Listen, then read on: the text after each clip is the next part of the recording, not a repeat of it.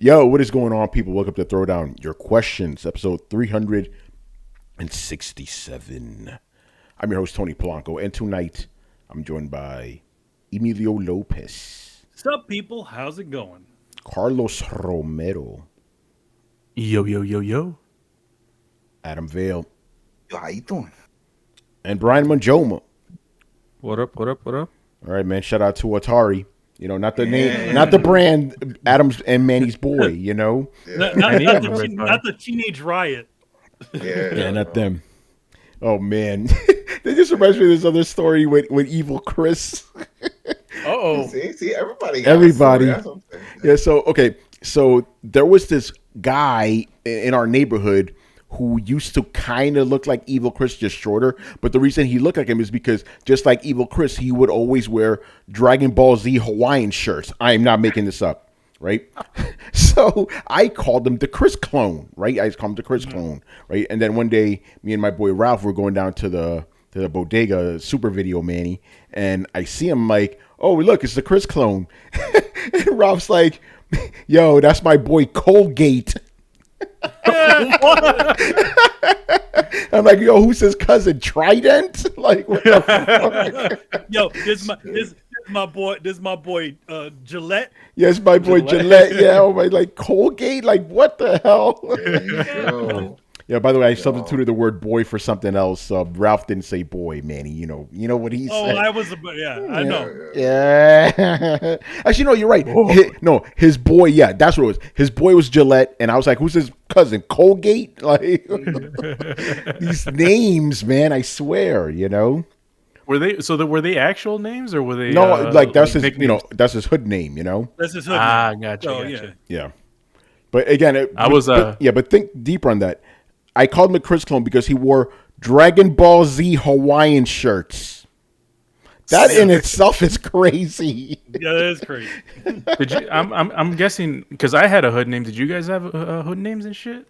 Or Nah. Now mine was Tone. We weren't hooded. You know, Yo, Tone. Yo, Tone. I didn't have a hood name, but every single for some Was it a Elo or something? It was E-Man. They used to call me. That was by my hood friends. They were like, yo, E-Man. So all of them. That's how I got the E-Man. Manny knows mine. I think he one of many. Yeah, how many you got, man? It was Judas for a long time, and that's not a hood name. That was just. It wasn't. I thought it was gonna be Encanto. No, it wasn't me. Encanto. Nah, man. It was. You had a Encanto. You had a whole studio name for your music called Judas Thornhill. No, but I'll tell you why all this. No, I'm gonna tell you why. I'll tell you what. I picked it, but that's not why people were calling me. It was because when I joined the fraternity and they were asking questions about my life, I said, tell me something the most hurtful or embarrassing moment. And I told them when I was an altar boy, which is a true story, I was an altar boy, and I had to cover Easter Sunday, right? Just another Sunday I had to cover. I told Mom, hey, I got to cover. She said, no, we're going to Grandma's. You're not going. You can't go. I was like, what? I'm supposed to be one of the altar boys. I have to go. It's like, no, you can't. Sorry. She called up to school and she said, listen, my son can't. We had some plans with my mother, the whole thing. Whatever. Monday comes, go to school, go to do my afternoon mass thing.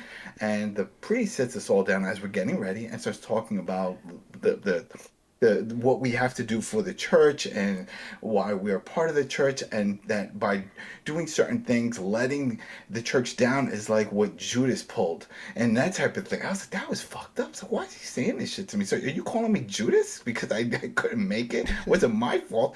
And I told him this story. So then later when I got in fraternity, when they were giving everyone names, like we had Platano and we had a few other Platano. Platano was my big brother, right? So everybody had their name. And then they were like, all right, you're Judas. I was like, why? He said, because that was a fucked up story. And so I'm like, oh shit. So then that was it. And yes, and then later on when I did my music, that's when I went with the whole thing with Judas, and I just fucking, and then even remember Nate used to just call me Jay. And that's from that. So man, Adam stories, man. This is the kind of quality we get before and after the show. Is your album? The album that's still floating around on iTunes. It's still under Judas Thornhill, right? It's under Citizen. It's still Citizen 13. Citizen 13. Oh, okay. Yeah, Citizen 13. And then they moved all their shit. Remember, iTunes went down. They took all that shit unless you switched it to one of their streamings. But it's still out there. I had a buddy a few years ago bought it. He's like, "Oh look, I bought it." I'm like, "I don't know where the fuck you bought it from because I'm not getting anything from it. I don't know where it's at now." Somebody's probably selling your shit as NFTs now, man. There you go. All right, man. So we are here to answer your questions. Got a lot of good ones. I think you all know what most of these questions are about tonight, though. Let's just be real. No, it's not that. Yeah, as a matter of fact, I got to set up the chyrons. But yeah, the weekend was basically dominated by God of War on PC and just general PlayStation games on PC talk. A lot of salt was thrown around, as you can imagine, on the Twitter space. But we're going to answer some questions. So let's get into it here. First one, Assyrian Air Force. He starts things off with just saying, "Hey everyone, hope you all had a good weekend." Well, we did. I think you so. too, man. I mean, it's going to be a long weekend for some. Yeah, man. Because Monday is Martin Luther King Day. I'm thinking about that skit from Boondocks. That was classic. Yeah. Hey, Brett. Perfect. We're literally about to start the first question. It's awesome. Perfect. I always slide in quietly right before the show.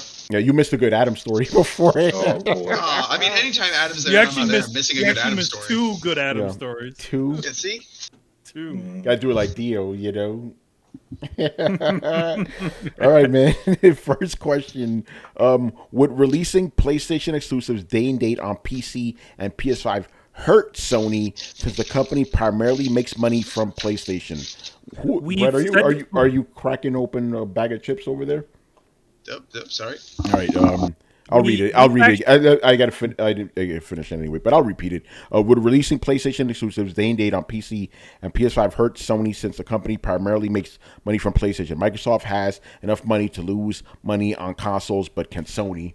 Manny, take it away. We've actually answered this before. Their whole business strategy is the consoles, at least at this point. For them to essentially water down their business like this, it would totally negate you buying their console, and that's where they're all in on this at this point in time. The minute that, even for Microsoft, again, the big difference between Microsoft and Sony at this point is that Microsoft seeing everything as their ecosystem. They're seeing anything released on Windows. They're seeing anything released on Xbox, anything on xCloud, anything on all of that. That's all considered one big thing. And as long as they can control that, they're fine because they're not thinking about the console. Yeah. I've been thinking a lot about this today, obviously. I'm not so sure it would actually hurt PlayStation or Sony rather in the long run. Like, you may get some consoles that are not bought because people are like, I'm going to buy them on PC, but like I said on Twitter, and I can't believe I got backlash about this, just categorically true, PC gaming is not for everybody. Like, there may be some, let me finish, there may be some people who may be like, like me, for example, like, I don't need an Xbox, I got a PC. But most people, they are not going to go through the hassle of hooking up a PC when they could just get a box that plays games. So yes, there may be some like consoles not sold, obviously, but it's not, people are not going to suddenly buy a $4,000 PC. It is an enthusiast category, but they still need to adjust the game to whatever version of a PC that you're going to work with. And I think the same time, it's like yes, you have to go through a lot of trouble, but at the same time, I think that the way they see this is that they want the PlayStation to be the only place at a certain point to play these games at. Yeah. If you start adding this and this and this and this, then the messaging starts to get watered down. Yeah. Again, Sony is not in the PC industry at this point. What the PC serves at in the future, once things have run its course, it's an extra shot in the arm when those titles start to lose traction once a year or two after the fact. But I think in general, for them to start doing that, they would have to change their whole thought about the way they function, and it would maybe mean not moving away from a specific console to a more open space. Which, again, PlayStation can survive in that, but they would have to essentially do what Microsoft has been doing. Yeah, just add to this. I know you agree with this. Like, yes, Sony does make a lot of money off console sales, but where do they really make a lot of their sales? Off of subscriptions and games.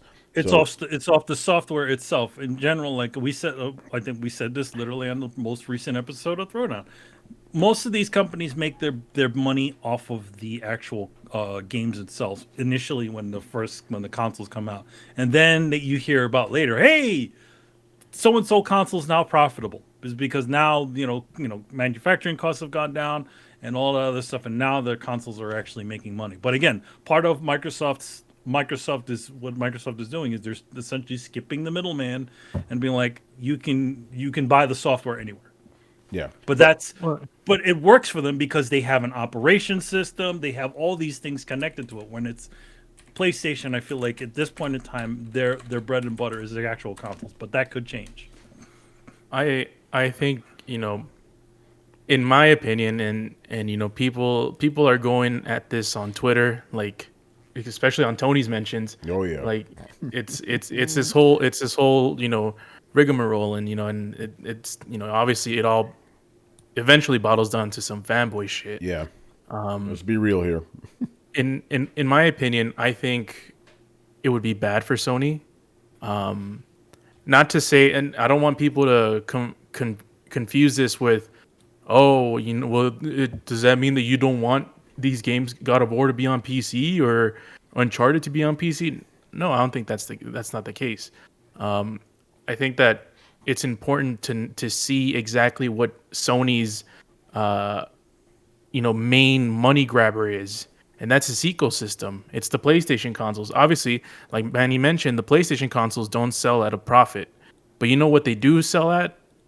A huge profit when it comes to their services. Yeah. And these and PlayStation consoles are an abundance of just PlayStation services, and it's a monopoly of PlayStation services that it sells its customers, where it's the microtransactions that they get a cut at even if they don't make the games, or the PlayStation Plus or PlayStation Now, or the games the first party games that sell.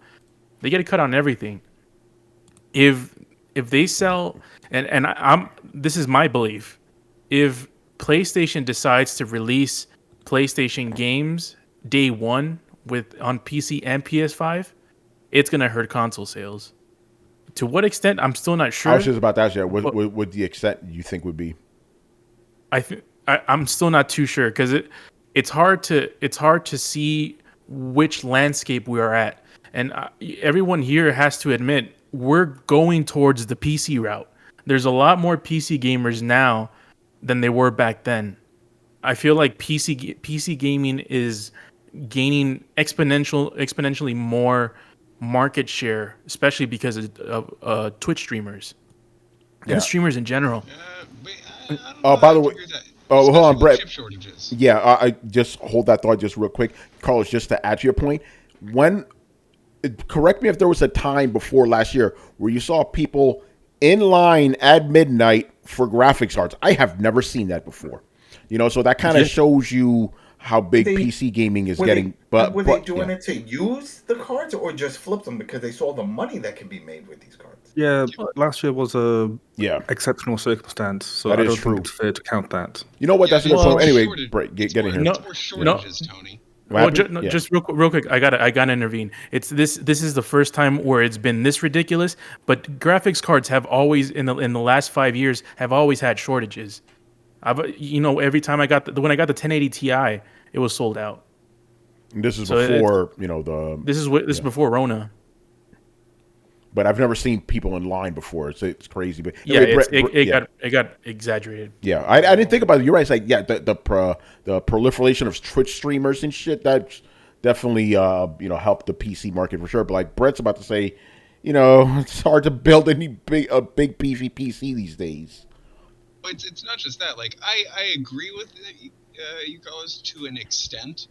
In that, I think as generations develop, those that are more familiar with the things that they grew up on tend to gravitate more towards those. So we're going to see a natural gravitation towards PC, just, as the whole, kids that were born with PCs in their hands, they already know how to code by 4. Like, of course they're going to want something a little bit more open source. So we're going to see a natural gravitation towards PC. I'm not saying that that's not happening, but what I am saying is I don't think it has necessarily to do with the generation and people moving away from consoles. I think consoles have become more of a, if anything, a core concept of this is kind of your hub. This is your secular thing that you don't have to worry about. So I think that the definitions have gotten a little bit more cemented, but I don't think the PC crowd is overtaking the console crowd in any particular fashion, other than, like I said, those that are, younger kids are going to be drawn more towards having a PC anyway. Yeah, no, that's why I do agree that there will be Manny. Now I'm getting Dropbox notifications. Fucking, yeah. I'll tell you guys later, fans. Now I lost my train of thought.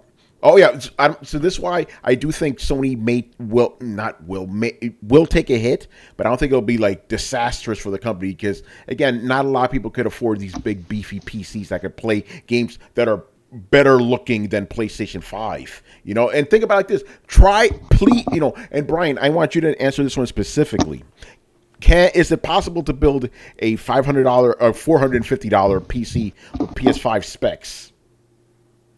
Why is it that we have to do this every single year? No, the answer is no, obviously. I'm just tired of this as an argument in general. Like, that's not an argument. My point is like PCs are more expensive than consoles. That's just a fact. Well, you can build a 400. Oh, go ahead, Brian. Yeah, you can build a PC for $500, and it'll play games. Whether it'll play games at the same quality as a PS5 is another point. But that's the thing. Do you want to play games at better quality, or do you just want to play PC games? That again is another point. Just get a $400 PC, get GeForce Now and Xbox Game Pass, and you just stream it. You're right about that. Yeah, it's a good point. Again, I think the thing about it is we're talking about messaging and stuff like that. You want the greater portion of this is the messaging of PlayStation is the place where you can play these games. And when you start to water that messaging down, and that's when then you start to try to extend the business into a place that hasn't been accounted right now. Real quick, based on what Brian was just talking about, I'm not sure if I'm getting old or if time just repeats itself. Like at the beginning of every generation, there is quality in a console that generally can't be matched by PCs at the time, but that changes as it gets towards the end of the generation. It's not a complicated argument. But in terms of just the math and this question, I have to go on the other side and say, yeah, they can survive it. Ideally, something like Game Pass that puts games out day one on PC and its console. Ideally, that is a concept that makes money. They wouldn't do it otherwise unless the end goal were, hey, this is a profitable thing. So if you ask if PlayStation could afford it, the answer is absolutely. I think the real question is, could PlayStation manage to hold that burden until it got to that profitable stage? That's a good question. By the way, we should say Game Pass, at least the last time I checked, is still not profitable for Microsoft. So I think the moment that this strategy starts to become profitable for some place like a Microsoft, I think that's when Sony will start to make a legitimate decision. If you ever notice, Sony never makes any decisions outright without any sort of padding of somebody else failing. Yeah, doing exactly. Well, so somebody else do it first. Speaking of that, did you guys or anybody know if that rumor is true about the new tier system and that they were going to merge PS Now and make their own version of Game Pass, or is that still a rumor? It's a report. It's not. It's a report. It's not really. Yeah. But I mean, the smartest move for them would be to let the power combine of all. Yeah, because we've been asking that for years. Oh, by the way, Oh, go ahead. No, go. Oh no, just a related question. I believe it was Logic Wins who threw this in here. What upcoming first part? I'm still getting these drop messages. Holy shit. That's me again. Yeah, what upcoming first party Sony game can you see being day one for PC? None of them. It's not happening anytime soon, bro. It's not going to happen. Remember, the question we're answering now is purely hypothetical. None of us think this is going to happen anytime soon. I think it'll happen with God of War 5. Whoa! Ragnarok? Whoa. No, 5. Is it Excuse the 5 the new That one? is The one that'll be 5. released in like Five. No, the one that'll be released in like 5 years. Okay, so like God of War 8. Okay, God of War 9. Let's just say God of War 9. I was about to say like Dragon. Well, yeah, maybe. Here's what's going to happen. Looking into my crystal ball, and I'm telling you, Microsoft is going to do this, yes, until it becomes profitable. Yeah. And then Again, the Sony's question gonna was piggyback upcoming. on and say we Yeah. can do it too, and have a product that is weaker because they do not want to let their exclusives out. I get it. That's what their company is built on. That's their golden goose. But I don't think that they're going to do it for a long time until finally they get the pants beat off of them by a subscription service, and they're going to say, okay, fuck it. Like 8 years down the road. All right. So in other words, all of us agree no upcoming PlayStation exclusive will be day and date on PC. We all agree on that. This generation, I don't see that happening, man. Maybe if it's a multiplayer game. If But it was that's only. No, But that's if it was- bad news. Yeah, that's it was really a- bad news. You If it know. was a multiplayer game, they should have done it with that last thing that bombed. Oh, All Stars. All-Star. Yeah. That's exactly why I said that, because Yeah. PlayStation multiplayer games don't really do well on PlayStation. Yeah, that is true. But console users don't want to be mixed in with it. I just read another story about how Microsoft fans are They're Xbox pissed. fans are super pissed because they're being put in lobbies with PC players, and surprise, surprise, the cheating. PC players are cheating. Mm-hmm. Cheating. And they're like, please stop the crossplay. We don't want this. Go You away. can turn it off. I haven't tried it in Infinite yet, but I know in other ones you can turn them off. Back for Blood and stuff, you can turn that off. Crossplay. Yeah, no, Brett, it's funny because I've seen even a couple of like prominent gaming journalists that are primarily Xbox guys like, can we please stop this shit? These guys are fucking cheating. You know? You never think the day that you don't want with the the fans. crossplay now. Yeah, you now- gotta yeah. jump in. Before you're like, oh yeah, crossplay, we love the crossplay, and now, great if it's wait a consoles. minute. No, it's great if it's okay console to console and all that, but when you got these PCs and they're I think they don't want running trainers and cross-play shit. with PC. That's what it is. Oh, I know. Yeah. Well, I mean, these it's the dudes- same. It's the same bullshit that the people with Fortnite ran into, where they had crossplay between all the consoles, but then they started removing the mobile guys off of it and the PC guys off of it for the pure reason because the PC guys cheat and the mobile guys have all these aim assists and bullshit that happens with playing it mobile. Yeah. By the way, So- yeah, go ahead. Yeah, go ahead. No, I was just going to stop the show real quick. We got to wish Fergus Mills a happy birthday, man. You mentioned shout out to Fergus Mills. Happy birthday. Yeah. Happy birthday to you. Yeah, we can't do the real song. We'll get copyright strike or Oh, whatever. There's no, copyrights. That's no, royalty it's- free. That's it. no, That's it. Public domain Now, again? it's Public domain. domain. Like Winnie the Pooh. Yep. As long as he's not wearing a shirt. Yeah, that's as long as right. he's not wearing that red shirt. Yes. You No, can wear a green shirt, you know? Yeah. Is it weird to anybody else that you can do whatever you want with naked Winnie the Pooh now?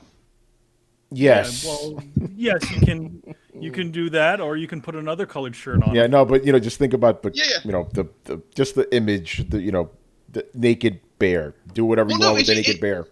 It just reminds me of like where you work at a fast food restaurant. Like you don't get into a fight until you take that shirt off. Also, when you take that shirt off, you're no longer part of that company, kind of thing. It's just I love the idea that all bets are off as soon as Pooh gets naked. Yes. All right. Anything else about, because we still got more questions about this, so we can move on. I go have ahead, to Brian. answer because I have some things to just throw out there.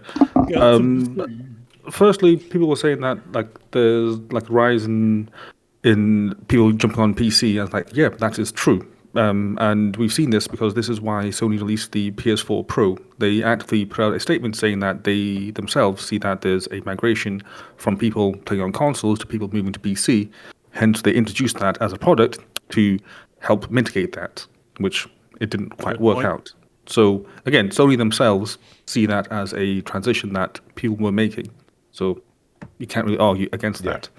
And regarding the cost of things and whether or not Sony will be impacted by it, first thing to note is that every single person that answers this question, for the most part, is looking from the outside in.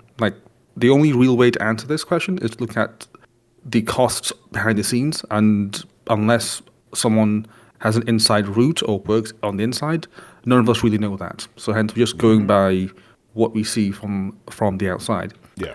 And the way that I see it is it's all based on those financials that we don't see. And if the cost of bringing a game to PC will result in greater revenue sales, then yeah, obviously it doesn't hurt them. And again, we won't see that. But from the outset, everything looks hunky dory, and it seems like that is the way that Sony are going themselves, judging by the amount of exclusives slowly coming over. So I can see in maybe 5 years or so, give or take, possibly by the end of the PS5's life cycle, that Sony will be making day and date exclusives on PC and their consoles. Because again, financially, it just makes more sense. And again, this is something that we've talked about. Like the biggest point where, or the biggest place where Sony makes the money from is the software. So if they can get the software into more hands, then that means more revenue. That's maths. You said day and date, right, Brian? Yes. Okay. Day and date to cash in on the hype cycle. Because the other thing that we know, and we see this on, like, go to any game and look at the sales charts for the first 3 months, you'll see that it starts off really high, and then, like, within like a week, 2 weeks, 3 weeks, then the sales just shoot down. So if you want to cash in as much as possible, because again, they are a company, they want to cash in as much as possible, then you need to hit that initial week, as that's where most of the sales will come from. We all know this. This is why these companies throw out pre-orders and whatnot to cash in on our first week sales to maximize that profit. So all someone needs to say is, hey, let's try and hit the same thing for PC guys as well as console guys. That way we can maximize the sales as much as possible. Because for the time being, the PS5s won't really be moving that much because there's not many of them to be moved. So this seems as a alternate way to keep that revenue stream coming in. But once again, whether or not that revenue stream is worth the cost of putting it out on PC is not the story, because we don't know how much dev time that incurs. Hence, we can't really say so. Well, I can't say so. Well, but I feel like it's a good qualifier to mention, because if let's say, you know, people who potentially get the PC version of PlayStation games, how much of that potential revenue is lost from Sony from, let's say, PlayStation Now or PlayStation Plus? I mean, or, you know, because every time there's a microtransaction in a Sony console and it's a first party game, they get the 100% of the money. But when they sell the game on Steam and they sell microtransactions, Steam gets a cut on everything. So it all eats at, you know, their system. So I feel like I agree with Brian. If you release the games day and date on PC, that potential to make more revenue off of those games is higher. But at to what cost of the ecosystem are you willing to do it? And that's the main question when it comes to this.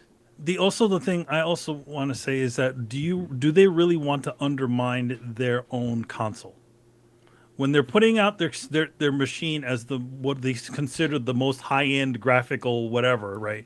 And you literally have a product that's out there that looks better than what looks like on the console. For PlayStation games, you know, PlayStation 4 games, obviously, yes, you know, because the consoles are already been down the line, the games are already old. What about something like a PlayStation 5 when they're supposed to be the only place that you can do these things is supposedly on the PlayStation 5, and then yet and all you have another product on the outset that looks better than their product that they're selling at the stores. That's the reasoning. That's at least the reasoning what I'm thinking about at this point in time. Unless they can produce, you know, comparable, graphical fidelity compared to their, you know, the console and their PC. I think that's part of the reason why they're not doing it. I mean, when you look at Halo doesn't look that much different than whatever you see on the thing. They're not selling anything greatly advanced compared to what they're, you know, on the consoles compared to their PC version. Well, Halo runs on the Xbox One, so Brian, runs on Xbox Brian, One. Go ahead, man. Okay, I would guess that they'll just do what they always do and make up some marketing BS. I think that's what it is. I think a lot of this is, you know, like this is like, I don't want to say blast processing, but it's the same sort of idea that they have this, you know, this nebulous, mysterious term that supposedly that you can only do, you know, on the PlayStation, that they don't want to undermine their own marketing by throwing out a PC version at the same time. Like if you said like if the like a cornerstone thing like that the new Ratchet and Clank game. Now they're like saying it has the fast loading, it has supposedly the ray tracing shit, it has all this other sort of stuff. Supposedly only you can do on PlayStation, right? The SSD stuff's the only stuff they could do, yeah, or whatever that API they got going on their motherboard, which is whatever going on. Supposedly you can run things faster. Now, you have that same thing running on a PC, and obviously the PC one will run better than the PlayStation version. So that literally undermines any of their marketing that they just did with that game. Yeah, blast processing. Yeah, blast processing. All right, man. Again, we're still going to be on this subject for a little bit. All of this one is a little bit of a twist. Who's twisted? Twist. All right.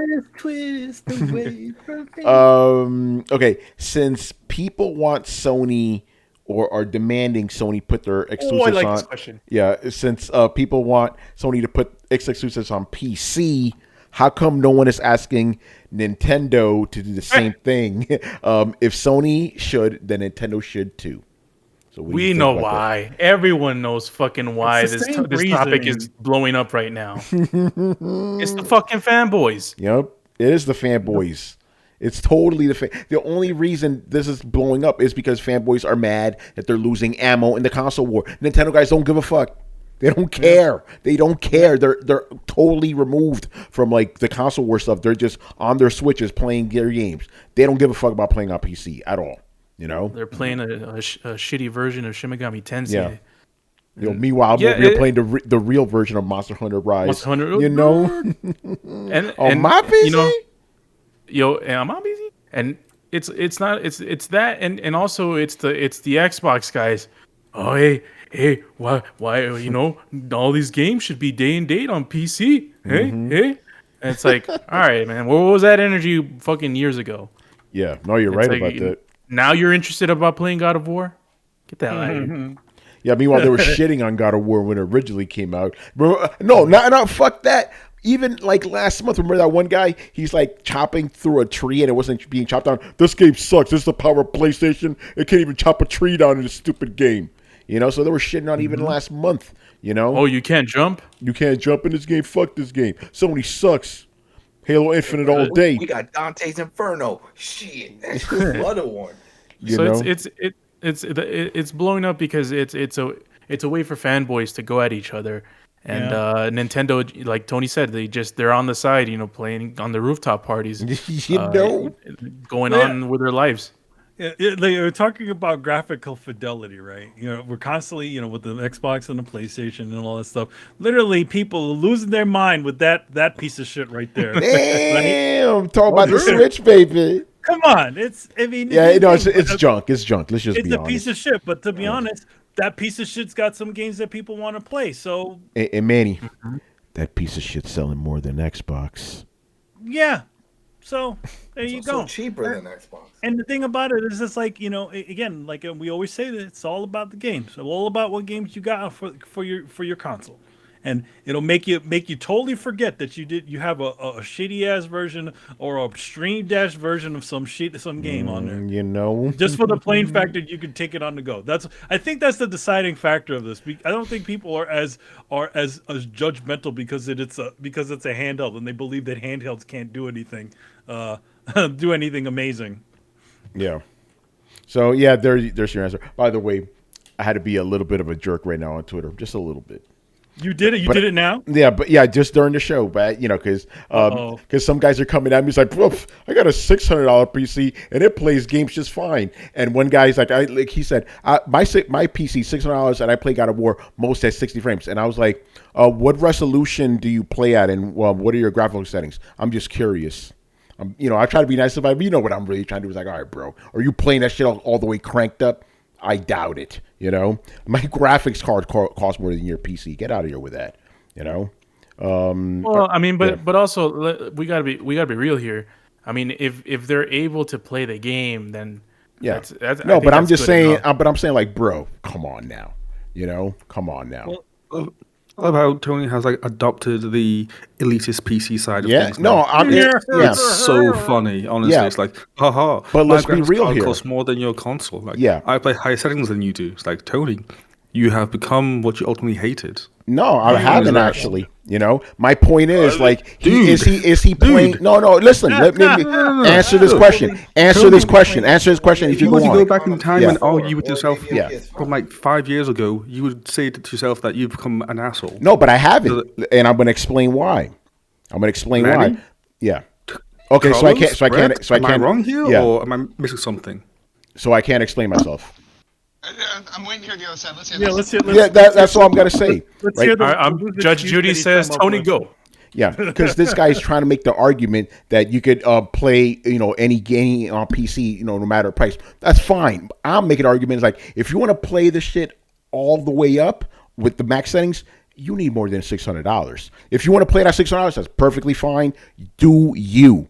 But that's not the argument I'm making. PS4, that's the thing. Yeah, that's all I'm saying. Because a lot of people are saying, I don't need to spend that much money on a PC. My console is just fine. Like, okay. Build a fucking console build a PC that's going to cost $500 with those same specs. You're not going to be able to do it.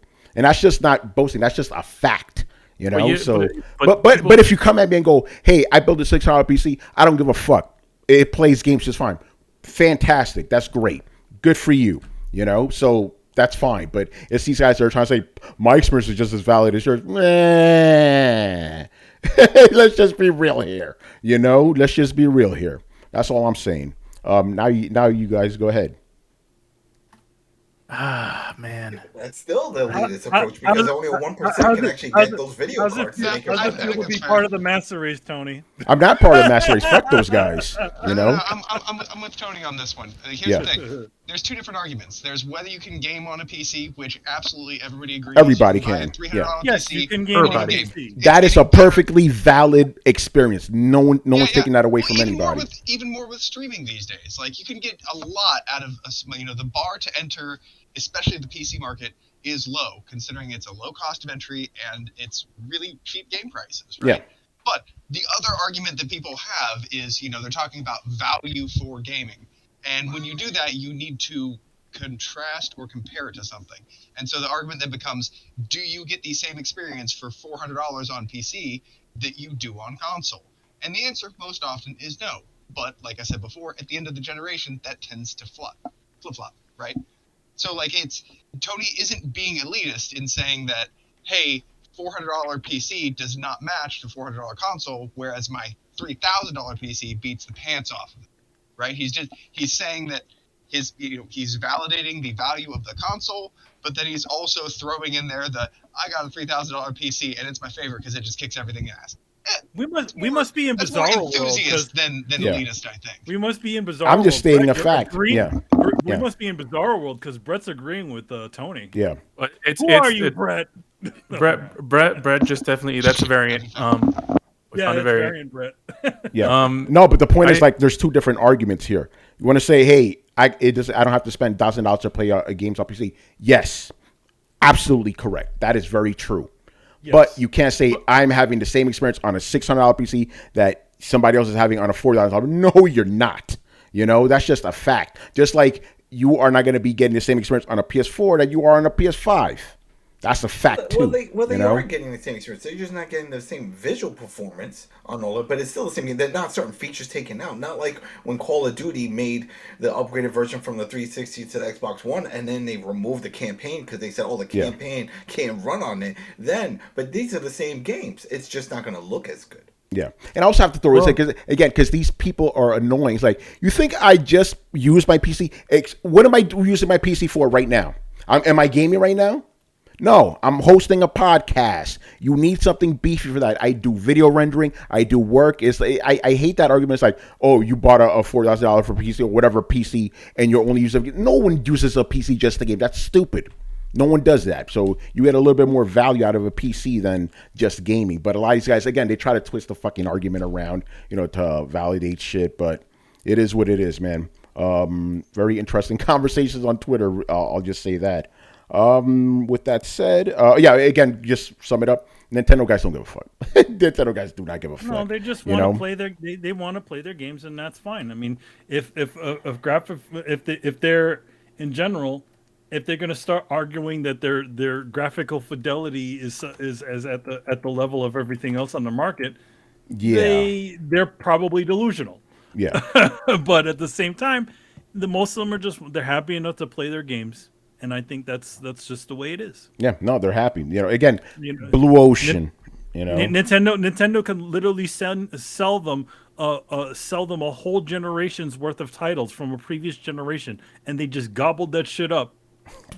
That's right. Yeah, but if you poke at that Nintendo bear, you'll be careful. You'll get the Rohirrim after your ass. Yeah, you got to be careful. I know that firsthand. So does Chris. Got to be careful with those Nintendo guys. But Manny, you are right though. The Switch validated the Wii U. Just saying.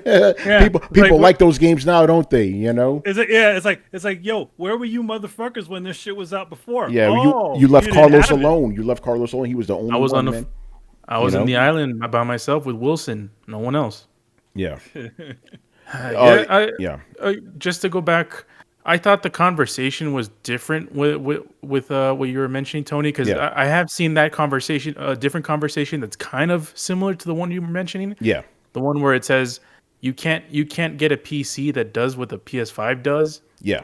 And you can. Price. It's just the same price. Yeah. But I feel like you can.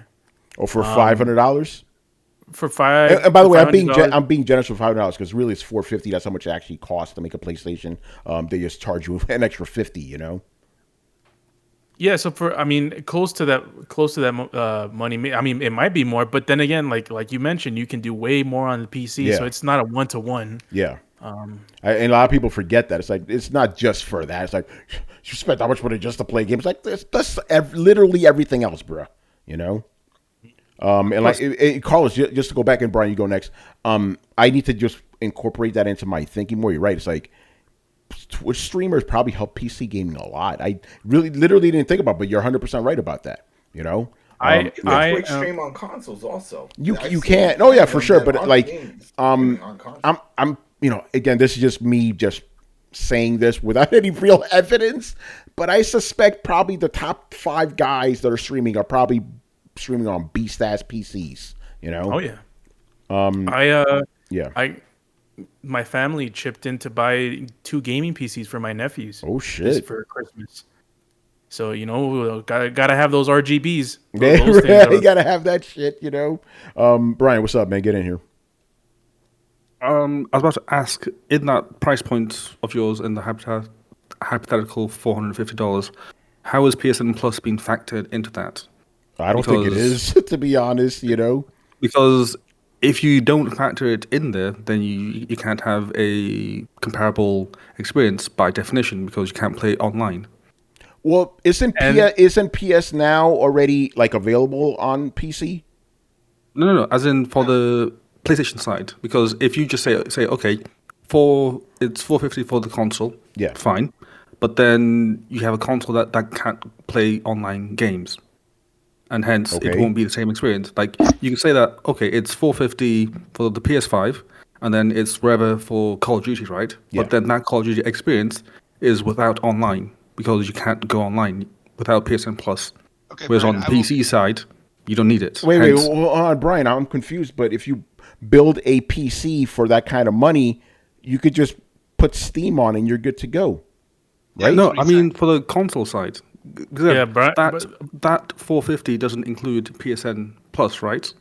That's I'm go online. I think you're conflating a couple of things here. $450 is what it costs Sony to manufacture.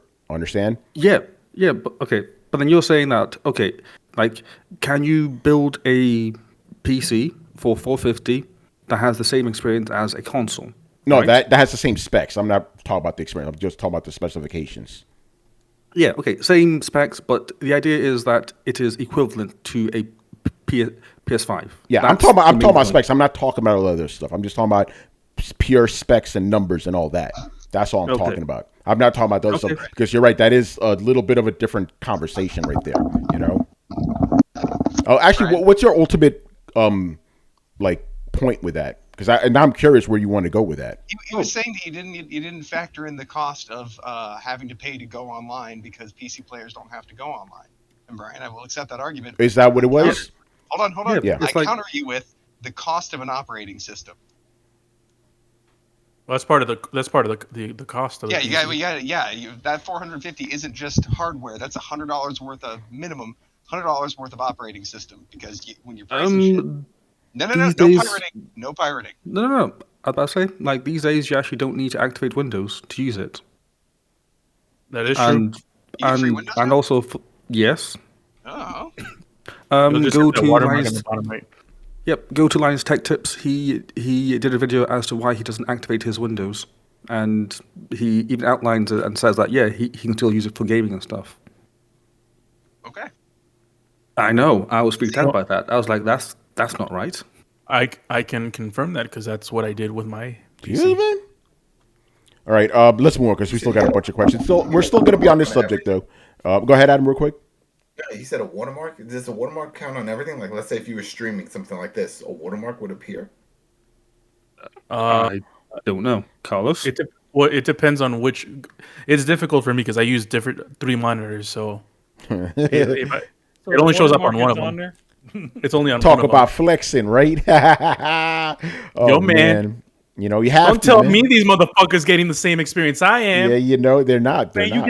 you get that fresh ass watermark. Yeah. All right, man. Next question here. Kishak, my man's in the chat room too. All right. Yo. So his question is: with Sony's current strategy of releasing games on PC, I'm making a bold prediction. Prediction. Yeah, he said, I'm making a bold prediction that the PS5 will not reach or exceed the coveted 100 million console sales. I'll even make a bolder statement and say that it will sell lower than the PS3. They will never sell 100 million consoles again. What say you? This sounds like Richard Bailey Jr. asked this question. Very controversial. Controversial statement. Yeah. I mean, with the current space of the current space of technology these days, when it comes to chips and stuff, yeah, I don't think they're going to be hitting those numbers at least in the same time frame as they did with 4. You know, We'll see, because at the moment, unless it's changed, PS5 is still the fastest selling PlayStation out of all time. After the first year. Yeah, after the first year, it's still the fastest selling, despite all this bullshit. You know, so I don't know about that. If it, if it keeps the same momentum, then it's gonna 100 million easy. But that's a big if, obviously. You know. I don't know, man. Like, how is it? What are they selling? How do you sell vapor? They're doing it. The people are getting their consoles. I don't know. Well, not not a lot of people. There's still like 10% of those fucking assholes. Yeah. It just to be honest, that sounded like that sounds a little weird, that right there, because if it's the fastest selling console, yes, it was the fastest selling console when it had all that stuff. It's the fastest selling PlayStation up until the point, like basically no PlayStation that has reached, I guess, almost like year end whatever change has not sold as many as it sold more than the previous PlayStations in the same time frame. I don't think they can keep that momentum, especially with the chips and the shipping and all that other shit. I think that's part of the reason why we're hearing about them continuing to push the PlayStation 4, because they can't get those shits out fast enough. Yeah, but remember, it's done this during the height of the pandemic. It's maintained that the entire time. I'm not saying it's going to maintain that. I'm just saying it has managed that despite the craziness. Are you telling me that a console has reached peak sales when people are forced to stay in and not go anywhere? Yes. My man! I'm surprised. Yeah, I don't. Yeah, to be honest, it's like it's not. I don't think it's just like most of the things during the pandemic. We're not going to see the problems. We didn't see the problems when it was initially happening. Yeah, we're going to start seeing the problems after the fact. How you remember how none of the companies during the pandemic saying, "Oh no, we're not going to fire anybody." After the fact, they're firing everybody. Now they're having shortages of toilet paper, legitimate shortages of toilet paper and all this other shit, because all of that stop that all point stop that happened during there is now affecting us. And now everything is all getting inflated. So this is at this point in time is the moment to really look at the numbers and see what is going to be going on, because again, they're not shipping them as fast as they didn't have that big load of PlayStations like they did, or Xboxes like they did initially. So, well, just to your point though, I believe in January, the Series S outsold PlayStation. Yeah, because they were able to get that shit out there. Yeah. So we'll see about that. But anyway, to his point, do you think having games on PC will prevent PlayStation from hitting 100 million, or do you think the Rona and all this other stuff is going to be what's going to do? I don't think it will. I don't think just the plain fact of having them on PC will affect their numbers. Yeah, that's what he's asking. What do you mean? What does he mean, like day and date? I don't. No, he's not. He's just saying it in general. Kishak, you're in the chat. You could correct us if I'm wrong here, but he's just basically saying if Sony continues with the strategy of releasing games on PC, that it'll eventually hurt console sales so much that it's no, because the reason why, if they continue at the strategy that they're currently doing, which is essentially 2-3 years off, release those corners, or a year or two off, release those exclusive games. It shouldn't do anything. You can see the writing on the wall on how they do it. They literally wait till all of the until there's almost next to no sales of these games, and that's when they make the decision to go do it. That's why you see, to be honest, you can actually see how all this is working. Notice that Days Gone and Death Stranding were on there pretty damn quickly. Yeah. Why was that? Those games didn't do as well as they wanted those games to do.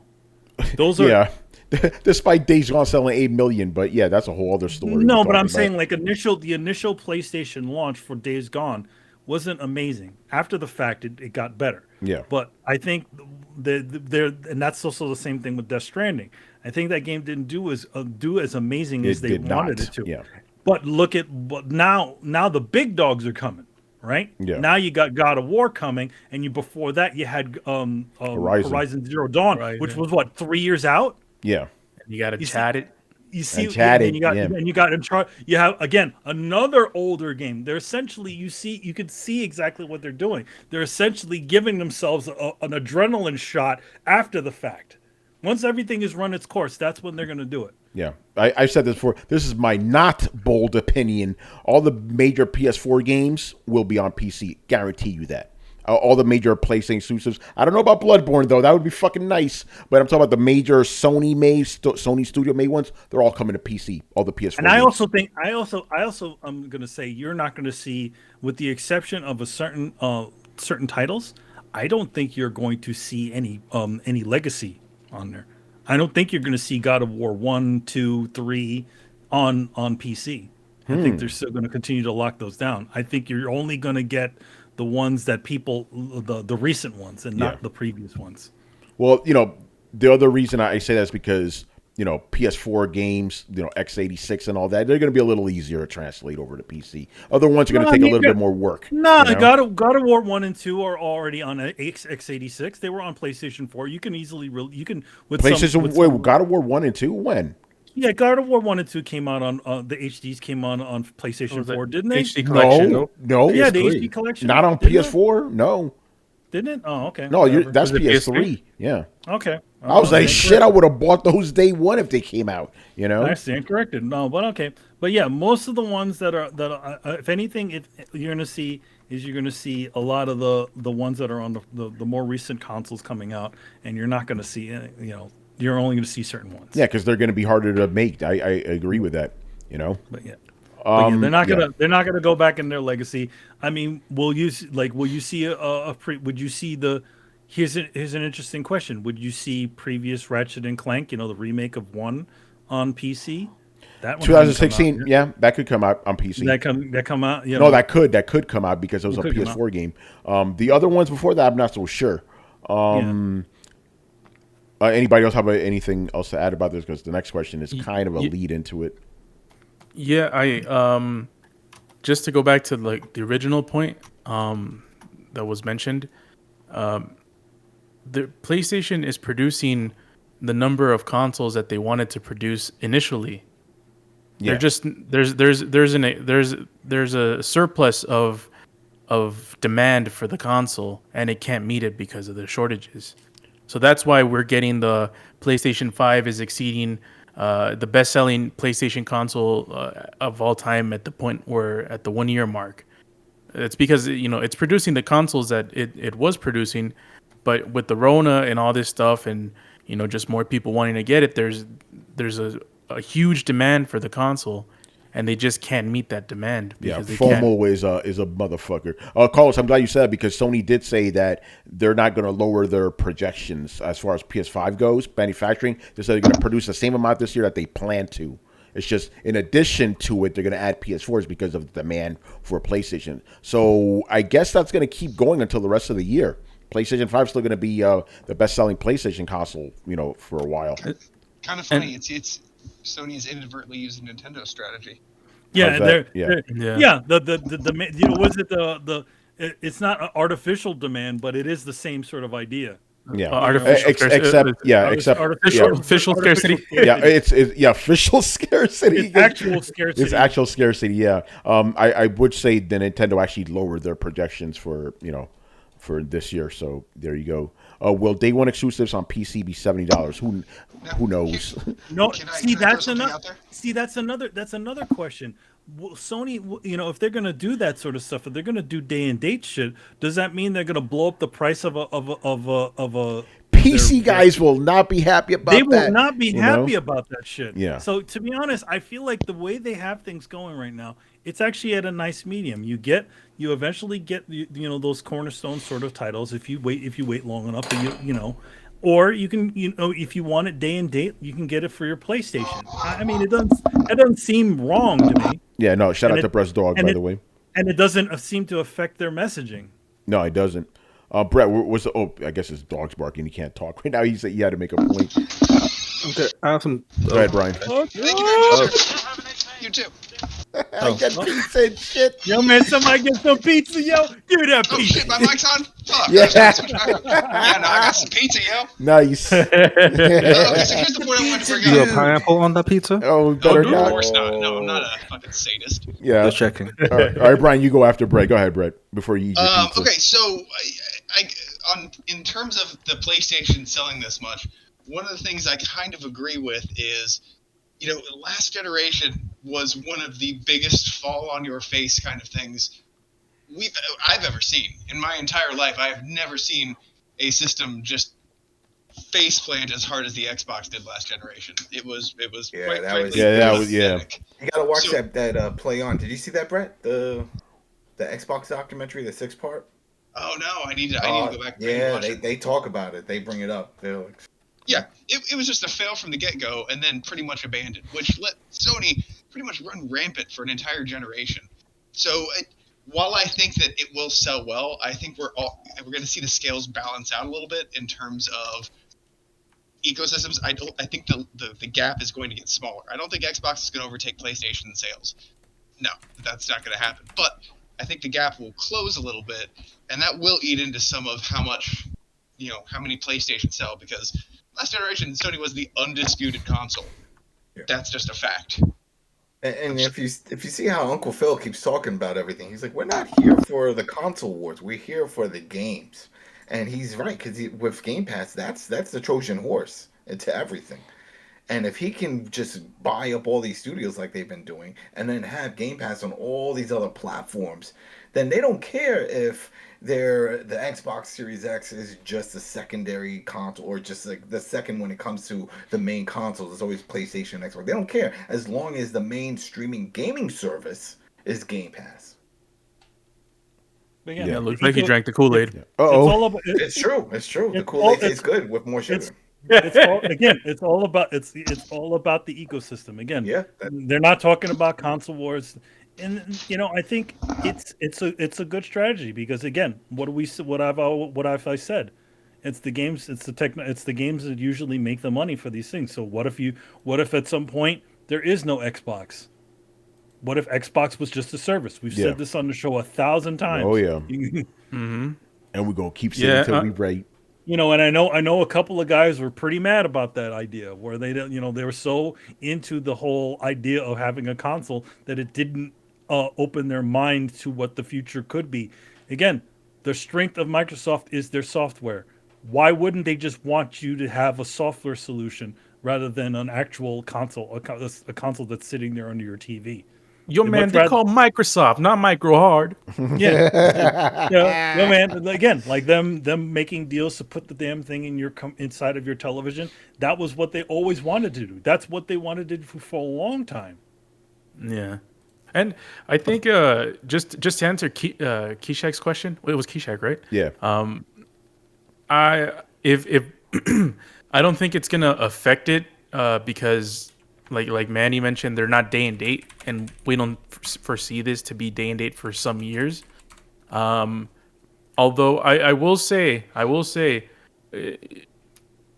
it's going to sell 100 million, but it's not going to sell as much as PS4, I think, because I feel like Microsoft and PC and Nintendo for most of this generation is going to be really competent competitors to Sony. You know, remember last generation when the PS4 launched, so Nintendo was in shambles. Yeah, with they the were Wii U. Wii U. Yes, right. Yeah. Microsoft was in shambles with TV, Don Matrick. You know, I agree with that. I think it will sell 100 million, but just a little over. You know. Yeah. Yeah, that's what I think. Because also you got to remember the PS3 was a shit show for a lot of its generation. Yeah, that's right. So. And it still sold, 90 million? I think it was 86, give or take. 86 to 90, yeah. It ended up turning out pretty well for them on the end of that one. Yeah, but neither that or Xbox 360 ended up selling 100 million, you know? No. Which is interesting for sure. All right, moving on. Next question. Actually, some things to note, because I was trying to find some numbers just to have a look and see. And the only thing I could find so far was something from VG Charts. So you can take that with however many grains of salt. Grain of salt. Yeah, for sure. So this was dated mid-December last year, 21, and it says that PS5 total sales are 15.3 million, and PS4 total sales at that same point after launch is 15.4 million. So it seems like the PS5 is like 200,000 behind the PS4 in the same time span, which, again, is really good. But also, I actually think that the chip shortage might actually help Sony if they use it to their advantage. Because right now, like, these consoles are like hot items. Like, everyone wants them, so demand is high. And we all know business 101. High demand, low supply means that the thing will just keep on selling. So if Sony's supply keeps on pace or outpaces the PS4 sales in the same time span, then it's possible that they could use that high demand to push out or to sell PS5s. So let's say that PS4s were selling at a rate of like 1 million per month, right? If Sony makes 1.2 million PS5s per month, and that demand stays high because of chip shortages, then they can potentially sell 1.2 million per month and outpace the PS4 sales. If you get what I'm saying. No, I actually agree. That's a good observation. So, yeah, it's fascinating. So again, this chip shortage could be what Sony needs, and it could help them get over the 116 million mark. Interesting. I guess we'll have to see, but that's a good observation there. Yeah, take that how you will with VG charts, but I don't. Yeah, go ahead. I do agree with everything that's been said. Oh man! All right, let's move on again. We still got more questions, but we still going to be on this topic for a little bit longer. Mob hits. Okay, now this one is kind of related because we also been hearing other rumblings on the PlayStation camp. Specifically, somebody that we've had on this show may be proven right. Are we talking about what is it? The remastering engine. All right. So yeah, that popped up. Basically, I believe was it on PlayStation Store? You could buy PS3 games. People were like, "What the fuck is this? What's going on?" Like, what was going on, man? Because I admittedly did not read too much into it. It was my weekend. I'm fucking chilling. I'm off the clock. So No, what's going on? You can't actually buy them, but you can actually see a bunch of PlayStation 3 games show up on the PlayStation 5 store. So if you did a search for Fat Princess, it shows up on there, a bunch of different ones. Apparently this is a glitch that's happened before. Yeah. Where But the thing is, this glitch happened, like, what was it, a couple of days after that we reported on the patent, so people are like, wait a minute, you know? Yeah. So you can kind of understand why people are bringing this up Yeah, again. why people are bringing this up again. Yeah. I mean, the thing about it, I think I said this before. I said this on Twitter. I'm like, it would be great if they could actually figure out how to get this shit to work. Yeah. Because they literally have all of their legacy waiting on their fucking servers right now. If you could literally consolidate all of that shit into one fucking store, that would be some shit on the level of what Microsoft has, and Microsoft doesn't even have all of their titles backward compatible. Yeah, exactly. So yeah, with that in mind, the question is, would it be disappointing if PS3 all their first parties are? The first party stuff are. I mean, all the first parties are, but not all of the, not Rockstar Table Tennis, right? It is. I played Rockstar Table Tennis. That's how he's been playing it. Okay. I think Manny just said every single game. But let me get to the question. All right. Would it be disappointing if PS3 backward compatibility on PS5 was strictly streaming only? I mean, that's how it is right now. That's it's like literally how it is right now with PlayStation Now. You know. So here's the thing: I would not be surprised if that's how it ends up being at the end. Because again, that fucking cell processor, man, that alien shit. So I wouldn't be surprised if PS3 games were only streaming. If they could work some magic, that'd be great. But I'm not gonna hold my breath for that. But at the moment, you want to play PS3 games on your PS5, you do it through PS Now. Yeah. I think the thing about it is that it would be nice if it was all under one umbrella, but I feel like, again, they don't feel it. It seems like they don't feel like developing a solution. No, in general, like putting the time and effort into it, because again, their bread and butter is what's new. That's why we haven't seen a lot of this sort of stuff happen. It's not as simple as what Microsoft is doing. They have to still, and even Microsoft has to do a QA on to see what will work and what won't. But if you look at the numbers of their thing, they seem to release these older games pretty regularly to get them all nice, and then again they also have that injection whatever going on, where essentially they can run all their previous games at a higher frame rate because they tricked the 30 frames of the old console, of the old thing. So I mean, again, I wouldn't be it would be slightly disappointing, but I look at it this way: it's like, obviously, they didn't want to spend the money into developing a solution, but they really should think about getting a proper solution ready for their legacy. They are currently with the exception of Nintendo. I mean, their main competition, Microsoft, has most of their legacy available on Xbox. Yeah. No, you're right. They're the only ones doing that right now. Nintendo isn't letting you do that.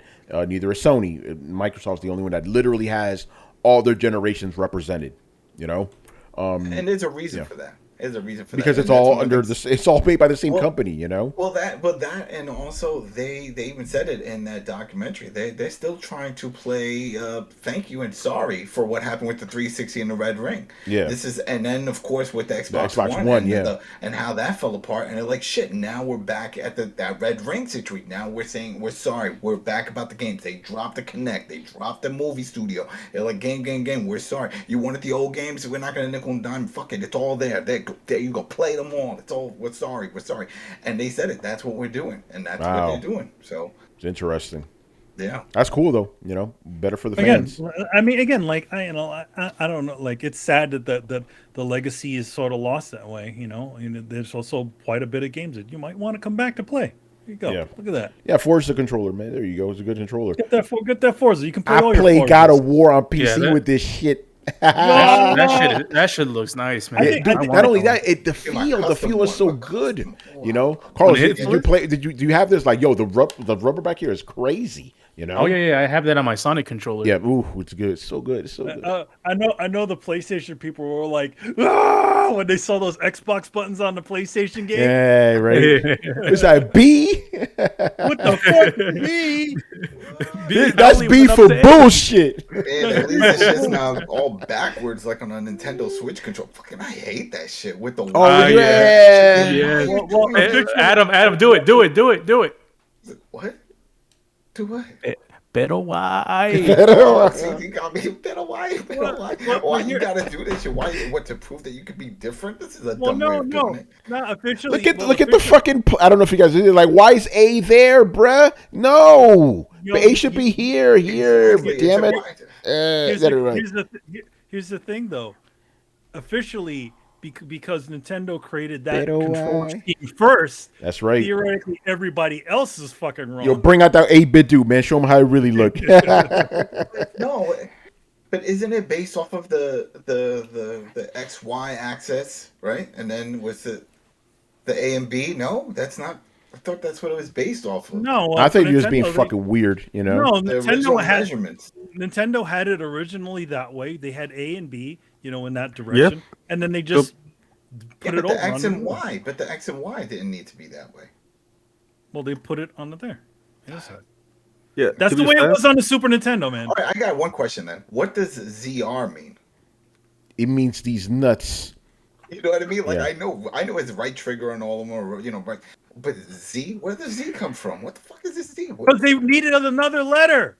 Like the zoom button. Yeah, They needed X Y Z, baby. You know, X, Y, and Z, A, B, and then right and left. Come on, it's L. not But rocket no, that's science L here. left. They're right and left, but then the bottom underneath that is RZ and LZ. makes And no I'm like, fucking shit. sense. Yeah, I'm like, well, just put it two, just L2 and R2. Z. Now you got me See, wondering now what the you're fuck now Z you're stands mixing. for. See, now you're mixing up, PlayStation terminology in there. Yo, this controller feels good though. Brian, you're gonna say something? No, I was about to say, like, yeah, Manny's right. Like, if you go back to the Game Boy, then that's where the B and A are. Yeah. Like, the B's at the bottom, the A's on the right hand side. Pero why? I mean, yo, man, everybody else got it wrong. Nintendo's got it right. Yeah. Yeah, That's not my. And it's funny because my son he loves playing Burnout Paradise, but he likes playing it on the Xbox, so because it looks pretty. So because we have it on the Switch, so he's always messing up with the A and B and all that stuff because it's so he's trying to change the car in the garage and he keeps backing out. I was like, why keep backing out? And he's 5 years old, people. So and I was like, because it's A, the first button, and B, the second on this one. Why on the Nintendo? It's not like that. I'm like, it's just how it works, buddy. I can't answer that question. Talk to Phil Spencer. Exactly. Talk to Uncle Phil. Hold on, I got him on my fucking Xbox. Let me send him a message. He's gonna ignore me though. That's just how this works. You know. All right, man. Let's move on here. Next question. Also, mob hits. All right. Mob hits. Regarding Sony manufacturing an additional 1 million PS4s in 2022, many is something you asked. Will the company sell the PS4 at a reduced price? We don't know, but they should.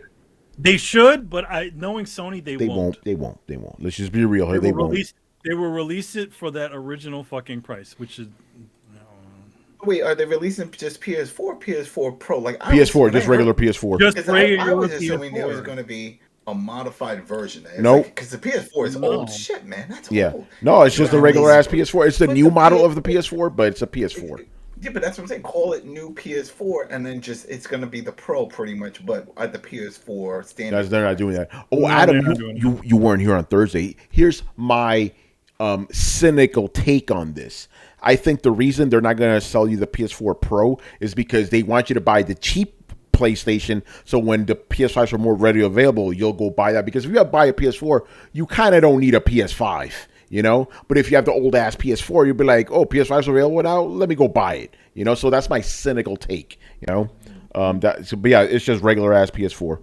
But we can't answer the question. We obviously don't fucking know. But are people interested? Is that a thing that people want? They're like, damn, I can't get the new gen. I'll get the old shit. That's what Sony said. Sony says, like, listen, 6 years, yeah, I had a chance to buy it and I slept on it. But let me go get one now. FOMO's a motherfucker, man. People are like, oh fuck, I want that PS5. I want the PS5. Fine, I'll get the PS4. I did see a lot of that for the S though. I knew a lot of my buddies that wound up getting an S because they couldn't get the X. Well, and they were like, the same thing may happen. A lot of people. The same thing may happen now. The same thing may happen now. So yeah, again, we can't answer questions. We don't fucking know. We're not gonna speculate either. Well, if you can't have Dutch, get the Duchess. Yeah. What's that? Don't worry about it. You saved. He got nervous. He was like, "Yo, you passing me along?" I'm like, "No, you're not going anywhere. You're okay. You're good. You're good." Yeah, I don't need to get stressed out on me. You know, I heard that motherfucker too, man. I swear, man. He hears everything. All right, yo, let's move on. Yo, man, he don't got to connect, yo. Yep. He's not always listening. All right, we're moving on to some other types of questions. Whoa, sponsored questions. Who's the sponsor? A generous fella called Romudith. Very generous. He is sponsoring 2 Mob Hits questions, 2 extra ones. All right, first one: will Final Fantasy VII Remake ever come to Xbox, or will it remain a PlayStation exclusive, even though the exclusivity deal ended a while ago?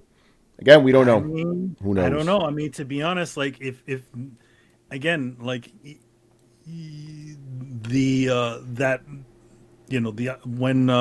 Microsoft went and literally used their biggest exclusive, which is pounds and pounds of money, to essentially buy one of the most influential game developers in that exists right now. I have a feeling that Sony's going to start trying to lock down a couple of more things that are uniquely Japanese. Yeah. Again, we can't answer this one. We have absolutely no idea. You know, and I don't want to speculate either. To be honest, I see them doing a few more of those those things, trying to lock down those things that are unique to them. Yeah. Mob Hits. Oh, there he is. He's in the chat. He goes. He's strictly speaking about the base remake. Again, we don't know, bro. We don't know. We can't. And again, we don't speculate on Throwdown. You know, we don't have enough information to go on, so it's up in the air. You know, it would be nice for sure, but who knows, man? Who knows? By the way, I don't know why. Bigger question. Yeah, go ahead. The other question is the new Final Fantasy, is that locked down on PlayStation as well? Well, 16, I believe it is. Correct me if I'm wrong in the chat, but I believe it is also an exclusive. By the way, somebody who brought up, Manny, it was you who brought up Bethesda and the money, right? I got to say this not to derail the show, but I got to bring this up. I have to bring this up. Because we all know about that situation that happened with that, with G4, right? So the host in question, now I'm like, oh, that's why people are getting on her, you know? Like she said that that PlayStation was being smoked by Xbox currently. What universe? That Xbox is destroying PlayStation right now, Mike. Yeah, that information is incorrect. That information is incorrect. Yeah, here's the thing, because she didn't say in her opinion. Because she was the context was that she plays more Xbox because of the Xbox Game Pass. Perfectly fine. Okay. Yeah. But you can't make a statement like that sounds like a fact, you know, when it's not true at all. And with PlayStation guys, you don't want to fuck with those guys, you know. I feel like in general, people are just grasping at straws for more reasons to be pissed off at her for things. Yeah. The reason that I made the connection is because she asked. She said, like, oh, BioWare, they belong to Microsoft too. Like, no, that was a long time ago. It was just Mass Effect. That was the only exclusive, you know. So little things like that. This is why on Throwdown we try to be very careful what we say, you know, because the gaming community they will correct you, you know. Well, so, to be honest, again, like, you know, I think there's ways of saying things that essentially gets the community involved. But then there's also ways of saying things to become confrontational. Yeah. If you make solid statements without any sort of facts behind it, she could have literally professed her thing, saying, "In my opinion, I think Xbox is doing it. To my recollection, BioWare is part of Microsoft." Or she could just said the service Yeah, itself. yeah. Just Like for name that example, service. like on here, whenever I say something, I'm sure I'm like, let me know in the chat because I don't want to say something that I'm not sure. Oh, and then also apparently she did. I could catch this. She said the Hogwarts game was an Xbox exclusive she was looking forward to. That's not an Xbox exclusive. I don't think it ever was. No, They it never announced it was. Never was. No, it never was. Yeah. But So you know, yeah. So again, my larger like, point is like this is why we don't delve into things like that on Throwdown. We don't try to make these declarative statements without any facts. And if we are not sure, we will ask you guys directly. That's why another part of why we love having a live show, because if we're wrong, you guys will let us know real quick, and we want that. Please let us know if we ever get any facts wrong. Do not try to be nice. No, let us know. You know? Yeah, exactly. Because again, our eyes are not all over the place. Yeah. Our brain, we're not, we're not constantly looking at a lot of this stuff, and some of our memory can be flawed. Exactly. Just say that. Just be honest. Brad or any of us have said, "Oh yeah, I thought this thing did better," and then we realized, "Oh no, it didn't do better." Yeah, it happens. Gamers don't like misinformation. Oh, obviously, but we could also be respectful too. It's like, hey, by the way, you're wrong about that. You could do it that way because obviously the flack she was getting, that shit's uncalled for. Like, no, fuck that. Just, yeah. So that's our Did she get mixed up because the Mass Effect Legendary is now on Game Pass because of the EA? Maybe it's possible. That's why she thought she saw that and was like, "Oh, you see." Also, could be an easy mistake because we said this like, BioWare's like the only big Western AAA studio that Microsoft doesn't own at the moment because they seem to own a lot of them, well, the major ones at least, right? They don't see Projekt Red, obviously, but you know what I'm saying? Like Bethesda has a big get, and they also have Obsidian over there, right? So the perception, it seems like that, yeah, I mean, again, and also Mass Effect was the first Xbox one, exclusive. I mean, to be honest, the best thing that Microsoft could have done at the time is literally picked up BioWare. Yeah, it could have picked them up. Yeah, because I mean, they did two big exclusives for them.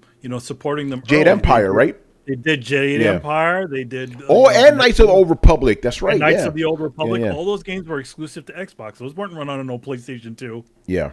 Kishak, what's going on here? A bonus question: Would EA sell BioWare or close them down? They're gonna close those motherfuckers down, man. No, yeah. To be honest, we've been saying this. Like, this is why we are frightened of what's gonna happen with BioWare. To be honest, what's gonna happen to them is because again, IP is more valuable than the actual studios. They'll cut the studio and then maybe have some other studio develop the games. Yeah, that's all they've ever done. You realize how many well-known franchises EA is literally just sitting on? A lot of fucking shit. A shitload. A lot of shit.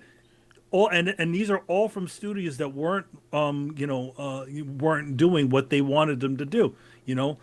Why hasn't there been another Black or White game? Oh, because that company was also a EA studio and got closed too. And Army Up 2, Def Jam, Fight for New York, that whole series there. There's a bunch of course, Skate that's coming now, but all those studios have been closed because they weren't profitable. So like, will they sell? No, they won't sell it. They'll keep that. They'll want to keep that IP. They'll just close down the studio, And then they'll close down the studio, and you know what'll happen? You'll have another studio that's built of all the BioWare people. Yeah, it'll be called Beware or something. Yeah, Beware. Beware. Do they do interviews to any of the execs? I don't ever see any interviews from EA. I always, everyone's shitting on them, but I don't ever see an interview. Oh, we have. Oh no, because they choose the old school way of being an executive where they don't say anything about, like, they don't address anything that's going on currently, any thoughts or anything like that. The only times you'll ever hear anything is from the people, from the developers making the games, and they'll just be talking about the game. That's a good point. Like, there is no face of EA. Yeah, there is a face to EA, but he doesn't say anything. Yeah, because here it is. We got like Burnout. The Paradise series, everyone loves it, and it's constantly answering when we get. No, but seriously, who is like the head of EA? Like Ubisoft, we got Ivey Jamon, Activision, we got Bobby Kotick, right? Microsoft, Xbox, we got Phil Spencer. Who's running EA? EA is also a revolving door of executives too. Is that what it is? I think that, but I think in general, I mean, before because Andrew Wilson, thank you again. Like nobody, this guy is not out there like that. No. You no, know, because he doesn't. To be honest, like the only reason why anybody he even ain't Trip Hawkins. You know, no, he's not Trip Hawkins. But like, I think the thing about with EA, and I think even with the former with excuse me Activision, right? Like, yes, they have a face, but officially he doesn't say anything. Like he has never like only really recently you've had him say a couple of things, but most executives at these big studios don't say anything. Like they just keep mum and they let all their publicist people talk for them. Phil Spencer's pretty out there though.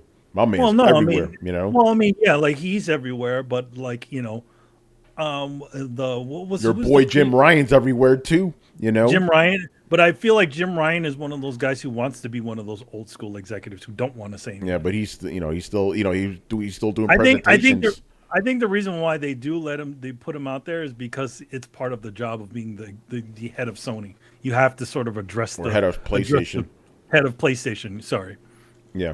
All right, let's move on. Next question. Also, another sponsor win from Mob Hits. All right. By the way, let's try to keep it calm because it's an NFT question. Uh-oh. All right. Regarding last week's, last episode's conversation about carrying NFTs across games and consoles, will the big three, Xbox, Sony, Nintendo, require an extra fee in order to use your particular NFT in a game? Just reading just gives me a fucking headache. Just the thought of them doing shit like that. If they do, just opt me out. I don't want it. And the question is just asking like, could we see NFTs tied to subscription services? God, I hope not. I hope not. I mean, it's again, I think the one thing we could see is the blockchain data, the blockchain part of it. Essentially the encryption of being able to find out where things are going. I feel like that part of it we could see in gaming. Where I mean, here's out of sake of conversation. What if Sony allowed you to sell back your game? Yeah, it's possible, but again, I don't really see them. That's that. the only time. Or what if they allowed you to sell your game to somebody else? Well, that's how they can do used games without having GameStop fucking everyone over. That's how they could do used digital games, where essentially you can okay, yeah, you can sell the key and the blockchain data to that next thing. So in that sense, I think we will see that part of it. But as far as the NFT part of it, I don't think so. I think it's just I think a lot of again, like I said, a lot of it's studios just trying to to secure their IP and make money off of their IP in a space where copyright means absolutely nothing. I mean, if you look at the rhetoric that the Konami NFTs say, they say that where you can use these things and all this other stuff, trying to protect their property. So, yeah, I'm with Manny on this one. All right. And then Sony comes out, yeah, we got NFTs, baby. No, Manny, not like that. We got NFTs, we do. Is that Jim Ryan? That's what Jim Ryan. Yeah. All right. That was a quick one. Again, I don't want to get into NFTs right now. I said this on Twitter. I'm like, listen, I'm not debating NFTs anymore. I'm like, debating NFTs with people is like debating with a flat earther or a dinosaur denier. I'm not doing it. Hey Tony, before we sign off the subject completely, like, clear something up for me, because through all this talk, one thing just kind of tickles the back of my mind of like, what in gaming could NFTs possibly be used for? Because essentially the only thing that really they are is monitored artificial scarcity. Like there's not necessarily Again, I've been trying to answer this myself. I've been adding like, what good thing can come out of NFTs? I guess reselling your games, but again, all I'm seeing right now is companies selling you shitty gifts. That's all I'm seeing. Shitty gifts and telling you that they only have so many of them, and that only works for certain things. Like now, like it's people are like, okay, so you have artificial scarcity, right? Like, or collector numbers editions. That's fine in certain contexts, but like people are flipping out about like, oh, think about all the all the things you can do, and all the things I'm getting, and we can hook this up with the metaverse. And I'm just kind of like, none of these things that you're concerned about generally had anything to do with there only being a limited amount. In fact, one of the things that we talk about gaming is why things have to be the way they are when they're not limited to physical copies anymore. That we've kind of grown out of the idea of needing a physical disc, so that there can only be so many, so they don't need to press. And now we kind of live in an age where you don't have to worry about that artificial scarcity, but still sometimes those weird things bleed over because it's just the way that it's been done. It's kind of the way we think about it, and now it feels like we're kind of coming full circle back into like, hey, remember when we did away with the inconvenience of having to have a certain limited number of things because it was made of material goods? Now we're going to have a certain number of limited things just because we want to. Right? Isn't that great? Like, no, the middle part was the best. Brett, to answer your question, there's a ton of ways that you can make NFTs work and be good for gaming. But the fact that video game companies are jumping into this specific trend means that they're just going for a cash grab. Mm-hmm. So there's just the way that they're implementing is not going to be the way that should be adopted, and we just have to wait for the real innovators to actually use it for something that's useful until all these companies come from behind and adopt it as well. Yeah, I as of right now, it's the low-hanging fruit. It's the least amount of effort working into this, and it's the most, it's essentially a microtransaction sort of idea. Little work and just try to get you in there, and because of the thought of what do they call it, perceived value.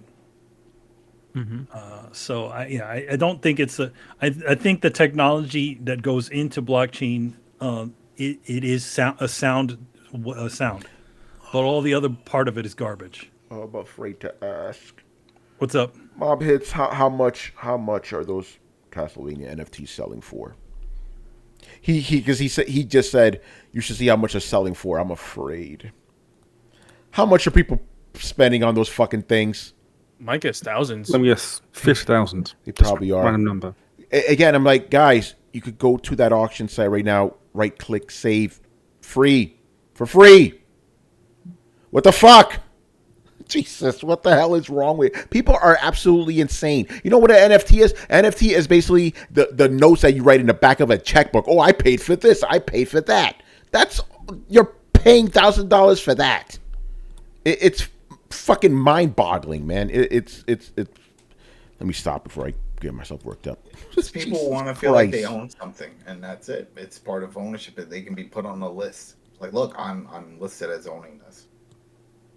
And then again, it's funny because I'm sure nobody even read the little addendum at the bottom of that stuff. Where there's no guarantee that these things will appreciate, gain any value. There's no guarantee you can't use this entity in X sort of situations. They made you literally. Oh fuck! The Alana Pierce thing. You guys see that? No. There was some guy took a picture of her that she owns. That's messed up. They threw it was blacked, right? They threw the blacked logo on top of it. Started selling an NFT of that. So see, and she's trying to sue these people. I hope she sues the fuck out of them. Here's the thing.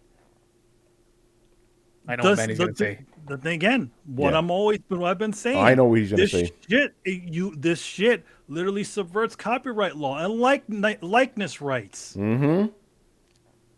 See what I'm saying, man? Anything that you put on the internet is fair fucking game. Literally, this stream that you see right now, somebody can literally take a photo of this or a couple of seconds of video and sell it on there. But it's bullshit. Jesus Christ! Why do you think I'm so annoyed about this stuff? Because the only reason why because so many of us could totally just get ripped off, and I know Carlos will say, "Oh yeah, nobody's gonna give a shit about Emilio Lopez or whatever." So, but let's say they did do something that became meme worthy, or something that some part of any bit of information can be sold as a digital original. Yeah, but I mean, it's like memes. The way that memes work. Memes go on there. What is it? That stupid cat or whatever. Those things go on there. But at the end, anything like again, you just took a picture of a person, this well-known person, and you just sold it on there. Let's say that video that's been going around right now of the Michael Jackson impersonator choking out the drunk dude that's rolling around on the internet. That shit can be put on there. Damn, why don't you share any of this shit? You keep saying he did. It's in the Twitter, man. He posted it. Man, I posted that shit. I can't do the Twitter drains my batteries. Man, I'm not. Man, I know you love technology, but you are seriously the enemy to all technology. I use it on the. It's just too much. It's constant. Bing, bing, bing, bing. Bing. So that's why turn notifications off. I have my shit off for years, man. I see. That's what I do. I turn it off, and when I jump in, it's just like so much shit I've already missed. I can't read it all. It's just all you need to do is just click on the message service. Just pretend that that our Twitter group chat is our email. It's our email, check it as much as you do those emails. I'm sure you clear out all that junk mail every day, right? It's all in. It's filtered. That's the thing. Yeah, no, he doesn't have to scroll. Yeah. All right, let's move on. Go ahead. The group messages is filtered too. It's Throwdown members. It's only Throwdown members. We love you, Adam. No, you're talking about just because we talk a lot in there, Yeah, so it's like different conversations. So I'll think, I see what they're talking about, and it was something about some other topic, and then next you bring this up. I'm like, no, Manny doesn't talk about. He just posts shit. So just click on whatever he posts. Yeah, man, I'm all about visuals, man. Yeah, Manny's visuals. In there. The visual aid guy. The visual aid guy. I never said that. All right, bro. All right, let's move on. I don't want to talk about NFTs anymore. All right, NFT. Yeah, you know me. Right, Black Mage, who's also been joining us in the chat tonight.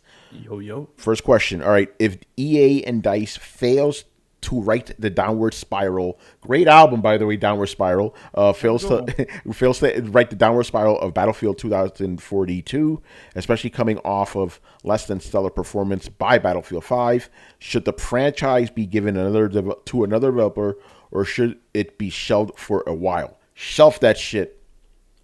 Nah, man. You know what they're gonna do, man? They're just gonna roll it through the ringer. Yeah. They already got another developer developing the next Battlefield. Maybe, but they think Battlefield doesn't come out as frequently as Call of Duty's. No, it's like 2 years, and they don't have all the development teams.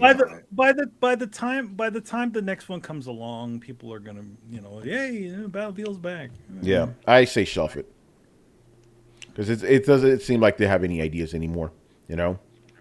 Like last 3 games. No, last 2 games. Let's just be fair here. Last 2 games are kind of like, what is going on here? No, wasn't the World War II one a good one? No, the World War II one was the one where EA was like, if you don't like it, don't buy it. Remember that bullshit? No, wasn't it the World War I, the Battlefield 1? No, people liked that one. It was the Battlefield 5 because people were upset about I guess a woman soldier or something, and then EA was like, all right, if you don't like it, don't buy it. Yeah, look what happened. Nobody bought it. Don't never tell people that. Are you sure it wasn't the World War I one? No, that one did okay. It was the World War II game. It was the one that was like the vignettes and stuff. Like it had different characters and stuff. It's the one where the woman had the prosthetic arm. She had a robotic arm. Yeah. That was it. Which somehow defines, or no, not defines. It breaks the timeline. Yeah, it's an anachronism. Oh, okay, yeah. So essentially, it became the cool version of World War II, where essentially people have robotic arms and shit. Yeah. So. And then what was the next one? What was the one after that? The one that's out now, that's failing right now. Battlefield 5. Yeah. But it's because everything is missing. There's so much shit that's missing from that game. A lot of the leaderboard stuff and other modes have not been added. Is the story mode in there? There's no story mode in the new one. No, it's not there. They decided not to do that. So it's an empty multiplayer, and that's what people are pissed. You know what? You know what probably happened? I'm sure that main campaign ran into some shit, just like what happened with Call of Duty. Call of Duty one. Yeah, they just scrapped it. Or it could be like, listen, we don't want any more controversy after the last campaign. Let's just scrap it. But, there you go. Let's go a cheaper route. Let's cut that out and just do multiplayer. I mean, the one thing about it is that when it comes to multiplayers, it's not nearly as intensive as making the actual single player game because you actually have to design designed a lot more. Well, they could at least copy the damn modes that they had. There's a bunch of modes from the other Battlefield that are completely missing, and that's what people are baffled by. Because they're like, shit, it's not like you had to reinvent the wheel. Just fucking cut and paste this No, code. Ubisoft. To be honest, I think the situation is just a situation of them trying to cut their losses on something that wasn't really ready. I think they just like, all right, we got to scrap this shit. Let's put more money into the multiplayer, and that didn't even work out. So, oh well. You know what? Go ahead, shelf it for a little bit. Bring back Medal of Honor. They can't, because that was Respawn, and that was the Infinity War people. Who cares? They can. They can get some other people. They can do like what EA does. They literally hand it to some other one of their exterior. Yeah. So what you're saying is that this franchise is dead. That don't even. At least for now. Just they have another war game name that they could resurrect, and then everybody be like, oh my god, Medal of Honor. You know what I would like? What was it? Freedom Fighters. Remember that? Where it was like there was a Russian invasion and you had to grab different people and create your own little mob of soldiers. For Medal of Honor? No. The series that EA had that was sort of like a military thing, but it was just homegrown. It reminded me of Red Dawn. It was like Red Dawn. Oh, yeah. What was it? Korea took over. It was like, yeah. Was it that? Like, there was they were in New York. They were in New York. You're a plumber, remember? And then this shit happened. Hold on. Which game am I thinking about? I'm thinking about something else. You're thinking about something else. Yeah, there was about the Saboteur. No, there was this one. I think they made two of. You're thinking of Homefront. That's what I'm thinking of. Yeah, thinking of Homefront. No. Freedom Fighters, which was awesome. It's like this Russian invasion, and you're in New York. You're a plumber, and you're like, holy shit, I gotta figure something out. Hey, Mario, the Russians over here. So you start meeting other people, and you create groups, and some of the members can die, but then you can get some new members and recruit, and try to storm different locations, get weapons and stuff. It was really cool, and they just never did anything with it. They just made one and done. Yeah, well, some games should be one and done. All right, moving on here. Also from Black Mage. Okay, what are some gaming conspiracies that you heard of or thought of that have come true or wish came true? My recent one is that Microsoft established several third-party shell companies to buy a majority of the chips that Sony needs for the PS5, and they'll all be sitting in some abandoned warehouse. That's hilarious. I've been thinking about this for like a good chunk. I can't think of any conspiracy theories for gaming. Conspiracy theories? Because I don't really pay attention to that stuff. I'm like, get out of here. This is stupid. Here's a fun conspiracy theory. I can't remember which former Sony guy was literally put in charge. Was this the guy who's in control of Google Stadia right now? Phil Harrison? Phil Harrison. Yeah, Phil Harrison. He specifically sabotaged Microsoft because he was also head of Microsoft at the time during TV, and whatever. Sports. And sports. But then again, he's also been anytime he's had a high position, he's failed because he also has PlayStation 3. Yeah, he was also he has the anti-Midas touch. Wasn't he also at EA? He was also EA. I don't remember him. I don't remember. I'm not sure. He's been in a lot. He's been in the industry for a long time. Yeah, because the funny thing is, like, he was there for the PS1 and 2 that succeeded, and then after that, it just went downhill. Yeah. But yeah, he has the touch of death, basically. He's got the touch. Anybody have any gaming conspiracy theories they think are funny? No, not really. I don't think No, I don't really pay credence to look that into stuff. that stuff because if you start putting that shit in your head, it's silly. And then you start seeing it everywhere. You start thinking about all kinds of other conspiracies. Well, what if this guy did this? Phil Harrison was also there when they tried to relaunch Atari. Well, here's one. That's right, the blue box shit. There you go. That's my answer. Yeah. Blue box is the one that happened most recently. Man. That was a conspiracy theory right there. Mm-hmm. Well, here's a conspiracy theory that didn't happen, but if it did, I would have blown it off, and then it turned out that it was true. And again, back to that Microsoft documentary that they did. They said that the whole reason why they decided to make a console was because they were scared that Sony was making their own operating system when they saw what they were doing with the PS2, and that they would eventually implement that into PCs, and that kids that are growing up playing games and consoles will get familiar with it. So then it will be an easy adjustment to an OS on a PC. And so they were like, we got to stop that. So let's make a console with Windows on it so we can get there early before they do. So if somebody would have told me, oh, guess you know why they're making a console? Because they want to beat them because of the OS. That's right. They're going to beat them to the operating. I'm like, what are you talking about? That has nothing to do with it. And that's exactly why they did it. Interesting I didn't theory. know that. Yeah, and that's what I'm saying. And that documentary was done by Microsoft. That's their words. It's not a third party doing it. It's on there. It's on the Xbox right now. If you go, people can watch it.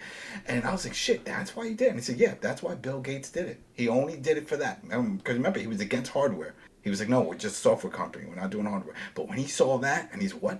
They're getting into our space. He's like, motherfuckers. Yeah, motherfucker. We got to stop it. We got to stop it. Let's stop this shit right now. So if somebody would have told me back then that was a conspiracy, oh, they're doing it just because they're scared of an operating system, like, that's some bullshit. Why would they kid? No, there's video games. No, that makes no sense.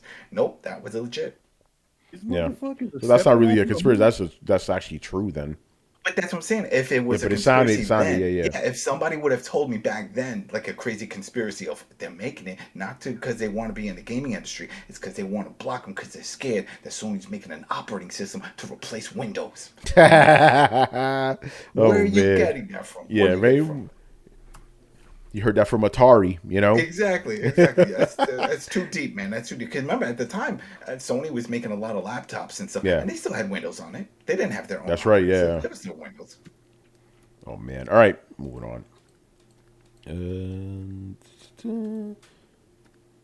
Oh, by the way, okay, Kate Antonio, you're in the chat. This is good because, being honest with you, bro, I don't understand your question. None of the fellas could either. I'm going to read it right now as you wrote it, and you could steer us in the right direction because we are just, admittedly, we're confused. We don't know what you mean by this. You say, at this point, what would you consider to be potential lost media 1 or 2 decades from now? Physical is good and won't degrade for way longer than that if it's well cared for. This may concern digital-only things. Okay. So what would you consider? So what would we consider lost media?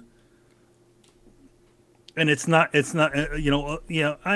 think he's asking about the validity of lost media when it comes to digital. When it comes to digital, what dies out first, like a digital or a physical, like on a hard drive, or yeah, it's weird. You know what I mean? Like, that's what I thought he was saying. It was like, oh, if I put a bunch of games as digital, but it's on a hard drive, what's going to die out first, the hard drive or the physical that's sitting on the deteriorating on the disc on the shelf?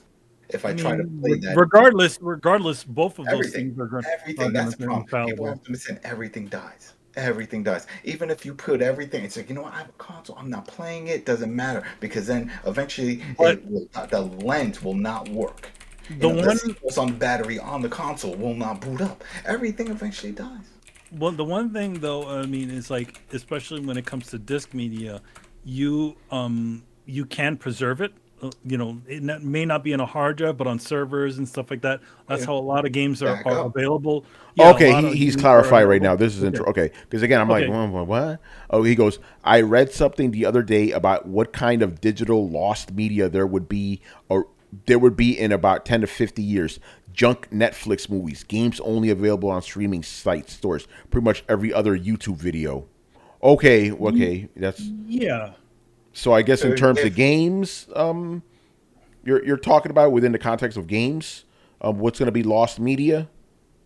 Like, well, I mean, we already have some. We already experienced one, like the Ubisoft Teenage Mutant Ninja Turtles, the arcade game remake. Yeah, long gone. That's gone. You can't even get that. Scott Pilgrim was gone for a while. For a minute, Scott Pilgrim. But one thing about Scott Pilgrim is PT. PT. That's purely lost media. Yeah. I mean, Scott Pilgrim, though, you could still download that one, but certain games like that Ubisoft game, you can't even download that game ever again. It's not even sitting on their servers. It's gone. Yeah, PT. What about Rockstar Table Tennis? Rockstar Table Tennis, you can still buy that. You can still buy it, right? But you can't get it on PC. That's the thing. That's why when Rockstar opened up their own streaming service, I'm like, oh, that's great. Then I'll be able to play it on there. I And wonder it's why not people it. aren't harkening on Rockstar Table Tennis for PC. There you go. I don't know. Who knows? Maybe in Korea or something. He says, But, yeah, go ahead, Adam.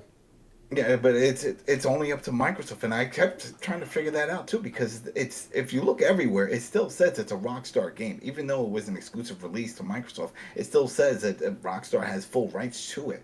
So I don't see people because they were like, "Oh, Microsoft." No, I mean it's backward compatible, but I don't think Microsoft has any rights to actually produce a sequel. It was all up to Rockstar to do. Yeah, he goes, it was a Reddit discussion. Some bold guy even suggested that you have to put everything on VHS because they are invincible. No, VHS is that's No, not it's not. That enough. shit. Yeah, he goes. But That even is if on you have tape. all the, he goes, even if you have all the media saved on disk or hard drives, what matters equally is the means to play them. If you still have PCs or devices that play the media.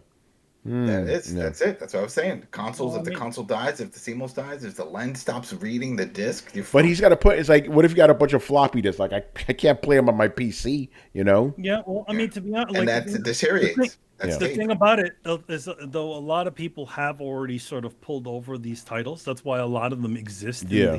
in the open space. That's why games like the Blade Runner game are available right now. That's right. It's not a bit. It's not available because the company got bought and they put it on there. No, people decided they were going to save this shit and get it to work.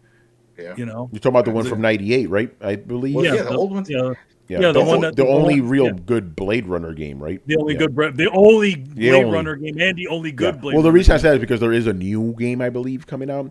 Or am I confusing it with that anime? No, there's an anime coming out. But Yeah, I think no, I'm confusing with that. There is they were working on a kind of a remaster like what they did with Shadow Man. It's the same company, but apparently they can't find the assets on it. Yeah, because 1997 game. There we go. I had to correct myself there. But like it's like stuff like that. But I think a lot of like the community when it comes to these sorts of titles, I think they sort of are good about you know trying to dump them and preserve them. But there's the other question. It's like, what about those games that are locked down to specific consoles?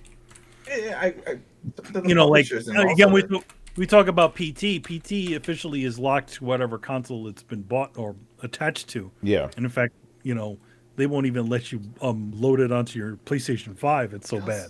I'm still surprised when you and everybody else bring this damn. It's a demo. I don't understand. demo. It's a great fucking demo, though, man. But It was well, like I've never it's played a never game that finished. fucking scary, man. That's like Yeah. watching the trailer of a movie and we're like, God damn that movie! If it only came out, let's just keep sharing this damn trailer. Yeah, Well, no, I if mean, you it's a little, experience it, yeah. It's a little more than a trailer, but yeah, it's a playable teaser. But at the same time, it changed, dude. A fucking demo changed the space of fucking horror games. It did. Resident Evil wouldn't be the shit it is right now if they didn't look at fucking PT and say, oh, whoa. Yeah, and then And don't I- forget all the millions of PT clones that came out afterwards. And like Yeah. I'm talking about mostly in the indie space. Yeah, Resident Evil was the biggest one. It's like, oh shit, let's do that. And I know the people at Resident Evil are like, no, we had this idea first. Bullshit. Then why Bullshit. did he not just create his own version of that? He didn't have to call it PT. He could have created anything else. Oh, he Well, no. may. You never know, right? Oh man. He says he's working on a new horror game. That's what he said. So Yeah. there you go. And he's got a movie coming, right? Isn't there a movie coming out? Yeah. Well, I it's, don't know. it's a movie studio he has. He's got a Yeah. movie studio, but I mean, here's the one thing about like, oh well, I don't want to get into it. Fuck it. Yeah. Let's get back Let's move on. Let's move on. All right. Okay. So that was that question. So one subset. He goes, "Happy New Year to everyone. Happy New Year to Happy you." New Year. He is also joining us tonight in the chat. All right. Welcome. He goes, okay, why isn't For Honor getting the props it deserves? It's been going on for so long with updates and new modes to play. It's not Smash Brothers or Mortal Kombat or Tekken, but I just feel it doesn't get the attention it deserves. So, yeah, why do you think that game's, yeah. It had its own audience. That was the whole thing. It eventually found that audience. When it launched, no one gave a shit. And then they had a lot of issues, and they kept patching it, and they fixed it up, and they made it very playable. And I think even on PlayStation, wasn't it like a PS Plus game for a while? Like they gave it away, or it was on maybe Xbox Game Pass. One of them had it for a while that was out there for everybody to jump on. And I think it's one of those niche type games where it's like, oh, you want this battle between this soldier of this generation, and Yeah. It's a nice success. It's a nice success story. It actually essentially proves that you can literally turn around a title by essentially reworking it. You know. Well, So we saw that shit twice with that type of idea. With that and with the Rainbow Six Siege. Remember that came out and that fucking bombed hard Yeah, early. it did. yeah. Eventually it picked up steam and people started jumping on it, and it's still to this day getting new content. Well, yeah. I mean, you know, I think the reason why For Honor is probably not getting it, it's because it's not new. But that doesn't mean it doesn't. It's They're not. still playing it. I think they're I still mean, No, no. supporting it's I still. mean, He said it's still getting content till Yeah, this yeah, day. no, Yeah. no. it's still But I'm saying it's not new. yeah. No, You I realize get it. you realize the mental space when it comes to things right now. It's always about the new shit. It's always about the new thing, the Yeah, new yeah. thing that's coming out, and it's not new. If they said For Honor 2, Well, then we I'll tell would, you. or For Honor. By the way, Here, I'm here's gonna. here's Oh, I got to push back a little bit. Final Fantasy 14 is not new either, and that game's probably the biggest MMO in the world right now. You Well, know. I mean, you know, also I feel like the media bump also helps it too. but also Yeah, Ubisoft. that is a good point. The media's not really helping out For Honor. Yeah. No, they're not. You know, That liberal bias. I follow Ubisoft, and on their Twitch, they'll play a bunch of their games. They're not playing For Honor. They're playing no, Riders Republic. They're playing Rainbow Six Extraction. yeah, They're playing other yeah, games. because So they could, if they do have new DLC or new content, they could say, "Hey, we got some new shit. We're gonna be streaming it for an hour. Come check it out." Yeah. They're not doing that. but the thing about it again, it's all about what the new shit is, and I think because these things are the new things in the zeitgeist, that's why they're going to focus on that. Of course, But that's that where the does, money is. Well, but, why but not focus on For Honor when it does have new things? He said it's getting new stuff all Yeah. the time. well, I Yeah, mean, yeah. here's the thing: it's getting new stuff all the time, and it's essentially continuing to do the same numbers. It's like Plax Blue Ribbon when they went over to their marketing guy and said, "Hey, what do we? You know, people are really enjoying this stuff. What should we do to make it even better?" And they said, "Don't do anything. Do exactly what you're doing, and you continue to make money." Yeah, for So sure. I think For Honor's that situation. It's out there. The people that know about it, who know about it, or continue to know about it, and it still generates people that are you know, new players who want to play that sort of game from word of mouth. So it's a system that seems to be working. So I feel like they're going to continue to support it, but they're not going to shake the tree so much where literally, you know, essentially fuck around with things. It seems to be working. They're going to leave it alone. I think. Yeah.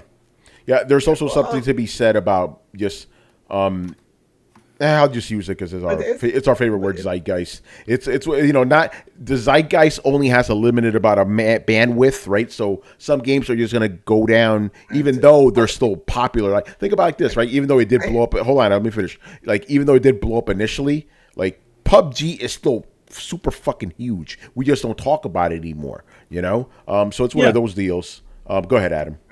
No, for example, like Division, the first one. No, that one bombed too initially. You know? Yeah, and that took off, and I just beat it again with my people on Xbox. Redid, got 100% for the whole shit again, right? Going for that full 1,000 on that one, but it's still live. There's still people there. They're still doing global events. They didn't shut any of that shit down. You wouldn't know that it's a fucking it came out with 6-year-old game. Yeah, around there, yeah, right? 2000. Yeah. Yeah, it's a 6-year-old. It's still going, and they're still supporting it. It's still up, so it's fine. You know what? If you're enjoying For Honor and there's a community, appreciate that. Yeah, for real. Yeah. Because you signing in is letting their server guy who's doing the numbers every month, when they start looking at shit to cut, they're like, we still got about 100 something people. You're part of that crew. Keep doing it. Keep playing it. You keep it alive. That's it. There you go, brother. That's the best advice. Keep feeding that man's family. You know. and then the other thing, like sometimes, you know, sometimes I hate to say this,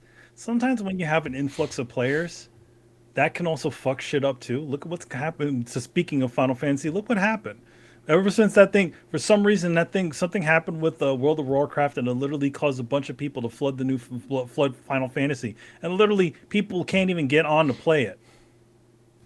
So is that something you want too? I don't know.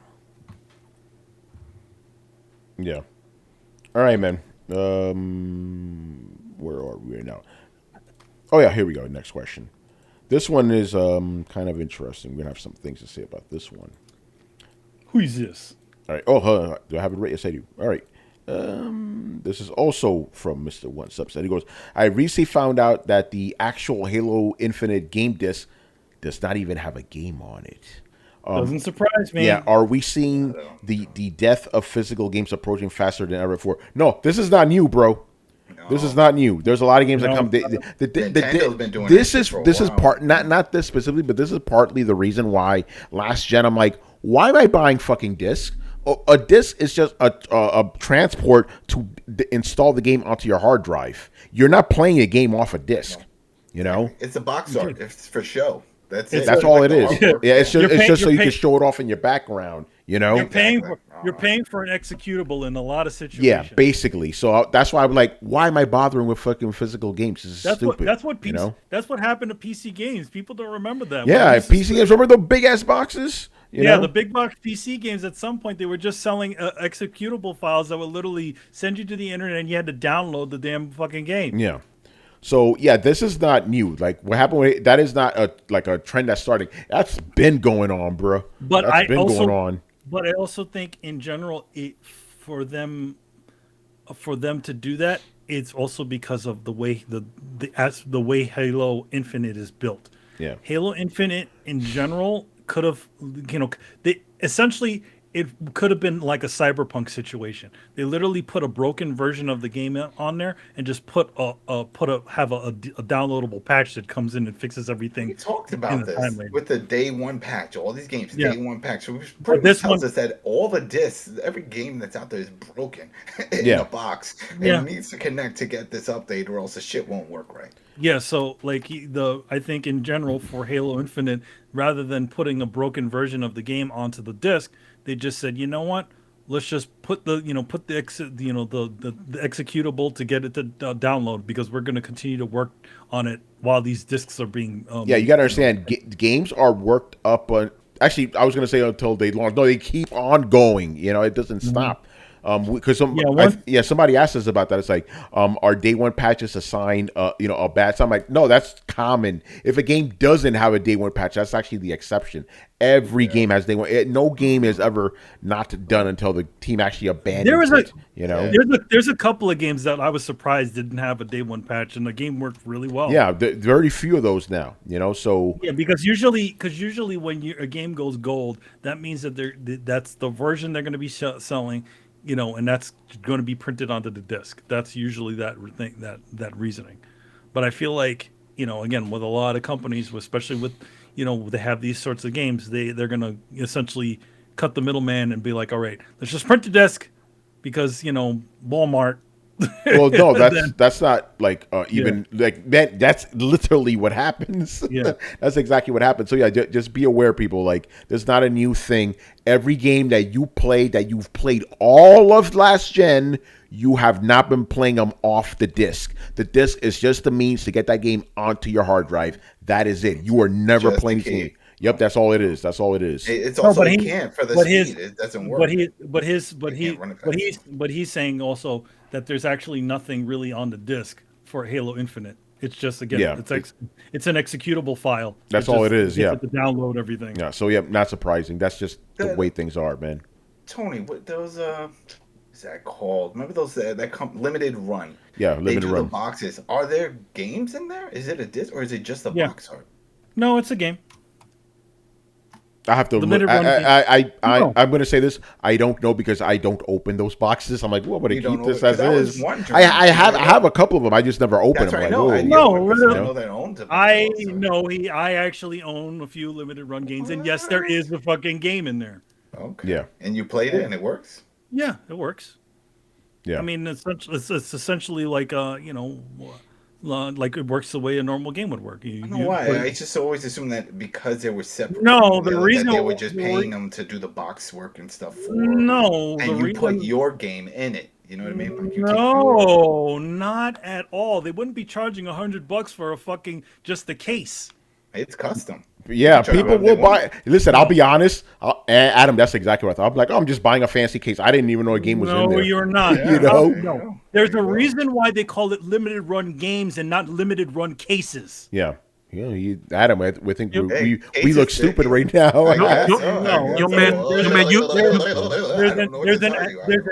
There's an actual game. It's just a limited run. I thought there game. was just like maybe at least like a slip, like here's a code or something. No, you know? man, there's literally a printed disc. In fact, because they don't show the artwork of the disc, they just show the box. No, they just show you the box art. But no, I mean, you're not that stupid to think a company that's called Limited Run Games would just give you. Me and Adam were apparently. I thought it was just a fucking box I was buying. That's the whole. That's the whole business strategy because there's a sect of people out there who much rather buy a physical copy of a game rather than getting a digital code. Yeah, and it works. Yes, interesting. You guys be speculating. Yeah, not speculating. We're assuming, bro. I assumed. Yeah. And you know what happens when you assume, right, Carlos? That's the mother of all fuck ups. Yeah, that's not a fuck up. It's just a bad assumption, you know. No, it's a mother of all fuck ups. How's it fuck up? I like my box. You know, I'm happy with it. You don't know the quote. I'm sorry. Yeah. Okay. Anyway, there's an actual game in the limited run game box. Interesting. I'm sure it actually says it in the rhetoric on there too. Yeah. You didn't read that. I never bought one. I just look at the. I got a couple. I got Panzer Dragoon. I got Streets of Rage, and there's another one. I'm like, ooh, good, cool. Because the thing is, I already own these games. Because Limited Run takes 50 years to ship this shit. You know. Well, I mean, that's the thing. Limited run games the games don't come out day and date when the actual game. I didn't know that either, because I was like, oh, Panzer Dragoon, and I was like, because I ordered Panzer Dragoon around like when it came out. I'm like, it's been months. Where the fuck is this game? And then Manny told me it takes a long time. I'm like, all right, fuck it, I'll just download the game. Because I bought a few of them, and I was a little bit disappointed that I couldn't play it day and date, but I feel like a lot of their, it's rare when games release unlimited run games. Like they usually do it after the fact. Most of their titles are all legacy titles. I mean, dude, one of the things the crazy things they're doing now is they're actually reprinting Game Boy cartridges for old Game Boy games and reprinting old Super Nintendo cartridges. Wow. So their whole business is the idea of actually having the cost because they got to pay them. No, I mean, game and stuff. I mean, they don't. I mean, if you got the bare bones version of a specific game, they usually don't cost any more than. Can you just get the box? Let's say you own it, and like you said, like the digital or whatever cartridge you didn't like, can you just get No, you own the game in the box, and you can do like Tony and just sit it on a shelf and be like, "Yeah, I got it," and not open it ever again. Yep. And sell sell it for more later. Yeah, it's a real life NFT. It's a real NFT. You can do that. You can do that. So limited run games actually sells games, and the only difference is that there's a very rare few that you get day and date when the original game comes out. So that's why when Streets of Rage came out, Tony was pissed off because he couldn't play the game because he thought it was going to all come out on the same date, and it doesn't come out the same date. Yeah, that took a while. When it finally came, I'm like, what? Oh yeah, I did order that.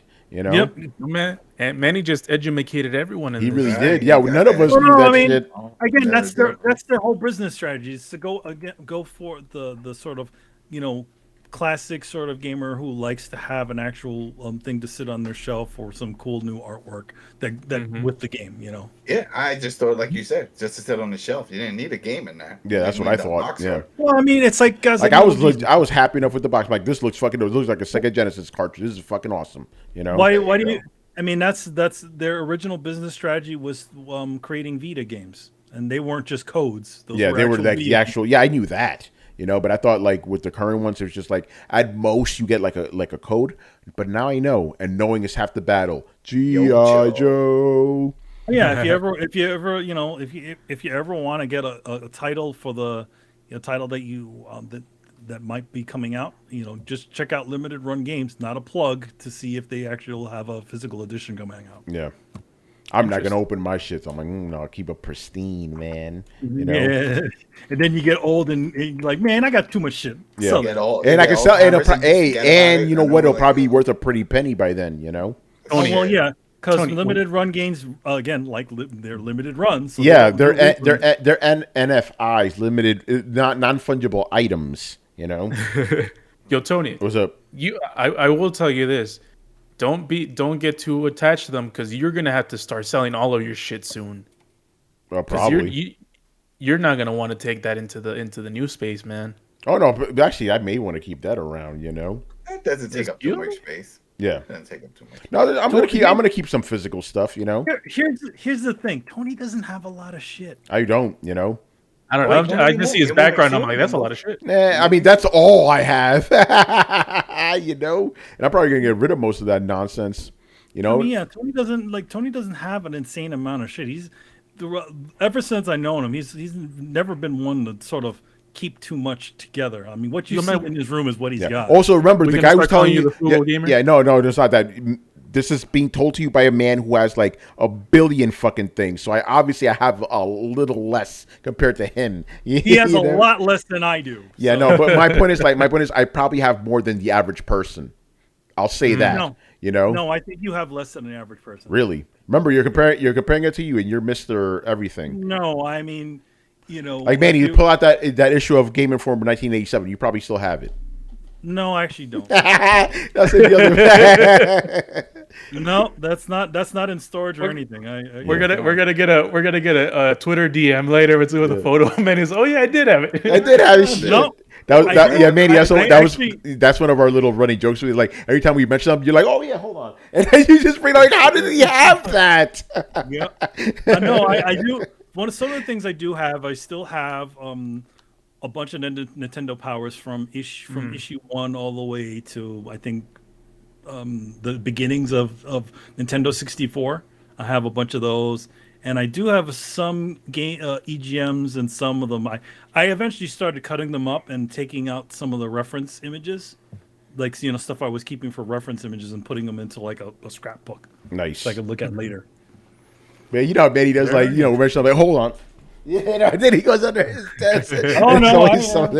See, like always had a picture of PSN with cloud on it, and then I do choice cuts. Like sometimes I'll keep one. Like, hey, you know what? I want to keep this one. Yeah. Alt intact. Good stuff. All right, man. It's all about sentimental. Yes. Shit. All right, man. Last question of the night. Epic Geezer is asking us a question once again. I think he's been in the chat too. I like this, man. Everybody's in the chat tonight. It's great to have everybody in the chat. Hang on. Yeah. Wait, Epic Geezer was in the chat? Epic Geezer. Yeah, I saw him for a little bit, like a while. I don't think he's been here for a minute, though, but I think I saw him. Like, y'all are talking too long. I got work. I'm an Epic Geezer, I wonder if he likes Geezer Butler. All right. Geezer was good. That was a good band. Yeah, Geezer was good, yeah. Okay. Just Mario. Have you ever? This is kind of similar to a question we were asked before. Have you ever played a game that started out great but got worse as it progressed? I got one. And Adam actually said it earlier. Dante's Inferno, man. I played this fucking game. And like the first 3 levels, I'm like, or 3 hours. I'm like, this game's fucking awesome, man. This is the shit. And then by the end, it's like, what the fuck is this bullshit? So yeah, that just got worse and worse and worse because it just after those first 3 hours, it just kept repeating the same bullshit over and over and over and over and over again. Well, it's funny. Speaking of Dante's Inferno, actually David Jaffe was playing it not long ago. Oh, really? I'm like, oh, that's interesting. Yeah. Literally, you're playing the clone of your game. Design? Yeah. Yeah, right. That game is always like on my Xbox Game Pass app. It's always recommending. I own it, and I have. That's funny. It's always. I'm like, out of all fucking games, why are you throwing this in my face all the time? You're like, you don't own it enough. You need to buy it more. Exactly. I can't own 2 digital copies on this shit. Come on now. But yeah, that was one for me, and this is gonna be. I'm gonna take it from Rich. Very controversial. Oh. And this is only because of somebody like with you that we put a lot of time, got this platinum on this shit. Division 2. Oh, Carlos. That's it. I mean, I love the Division. People know that, no surprise. But as the story kept going on, I'm like, yo, we're rinse and repeat. We're doing the same shit, and then just farming and constantly farming for stuff, and that really pissed me off. I'm like, I'm not thrilled. It didn't pull me in like the first Division, the story wise, and I'm like, damn, this is whatever. Let's just drag it out. And the DLC came out in New York when we flew past that one, and I was like, still, even then, we killed all the bosses. We're like, now what? Like. It felt empty. I can tell you severely wanted to like that game. I did. I did because I loved it. And then not even now, that's so much so that I'm replayed the whole first one. I just miss it, and I don't think we're gonna get a third one for a long time because that same team is working on that Star Wars. They're doing the whole open world of the Division, but in the Star Wars universe. So I like the way you say it. You're like Star Wars. Star Wars. Yeah. That sounds like the way a kid would say it, Star Wars. So I can go next. Yeah, go ahead, bro. The first answer that was mentioned was Dante's Inferno. Speaking of a game that had a Dante, I mentioned this game all the fucking time because it's true. Devil May Cry 4 was started off freaking amazing. I'm my god, shit. Yeah. Nero doing the hand shits, and the story looks epic, and the cutscenes, and these boss fights, and then you do the boss fight again, and then you do the boss fights again, and you're like, all right, man, let's settle the fuck down. I just want to beat this game and just be done with it. And that was a game, man. I mean, I was even hyped before they came out because those trailers were some of the best trailers that I saw. It's got me super hyped. But started off great. It just didn't go. It got lazy and repetitive at the end, kind of like Dante's Inferno. Yeah. Oh, yeah. That fucking game. Yeah, because what is it? You play. It's funny because that game has Dante too, right? You play the first half of the game. You're like, this game's fucking great. And then you replay the last half. It's like the last half is just the first half in reverse with Dante. I'm like, all right, bro. Yeah. And Dante doesn't even play as good as Nero. He's limited in his moveset. So, yeah, that shit was whack. I'm with you on that one, too. Controversy, Banny. We got controversy. Who said it? Black Mage says Metal Gear Solid 5. Oh, that's not controversial. That's not really controversial. It's controversial to Manny. Nobody's right. No, I mean... No, I mean, to be honest, I feel like in general, like Metal Gear 5 is I feel like a lot of it, especially toward the end, I didn't like a lot of those repeat shits. But I mean, to be honest, I was more into the story sort of end of it, but I didn't like the artificial extension that happened in that game. Yeah, that was some bullshit. Oh, here is possibly controversy. Oh, okay. Logic One says Horizon Zero Dawn. Oh well, Brett would agree. Yeah, he says the last third. I'm talking about controversial for PlayStation fans, not really among the panel. Oh well, yeah. Brett didn't get that far, did he? Yeah, Brett's not even here right now. Brett barely got past Brett barely got past this entire episode. Oh, dirt. Yeah, this episode was going on too long for Brett. I don't think Horizon got because it was different all the time. Yeah, no, I thought that game. I mean, obviously, different opinions, that's fine, but I thought it was fucking great from beginning to end.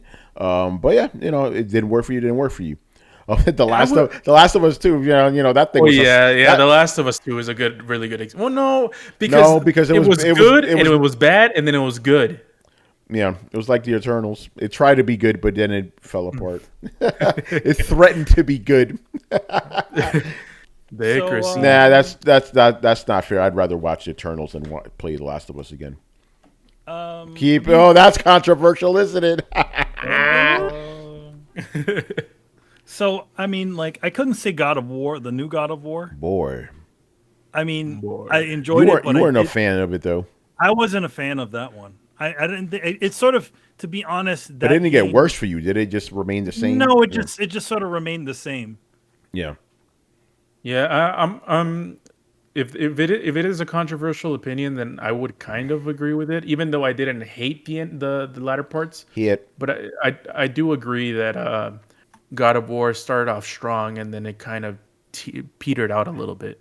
Is it petered out or? It petered out. Yeah, you can say that. It's not pettered out. That's a weird way of saying it. It's not petered. Yeah. I found in God of War the side quests were more interesting than the actual quest. Oh, with the dragons and the trolls. With the dragons, the dwarves. Yeah. Yeah, the dragons and the dwarves shit. Yeah, I mean, I recently, beat the game again. I thought the whole thing was fucking great. I was like, oh, this is actually, it was as good as I remember. Which was kind of weird because I expected it to be a little worse, a little better. It's like it was the same. I enjoyed it as much. Really well done.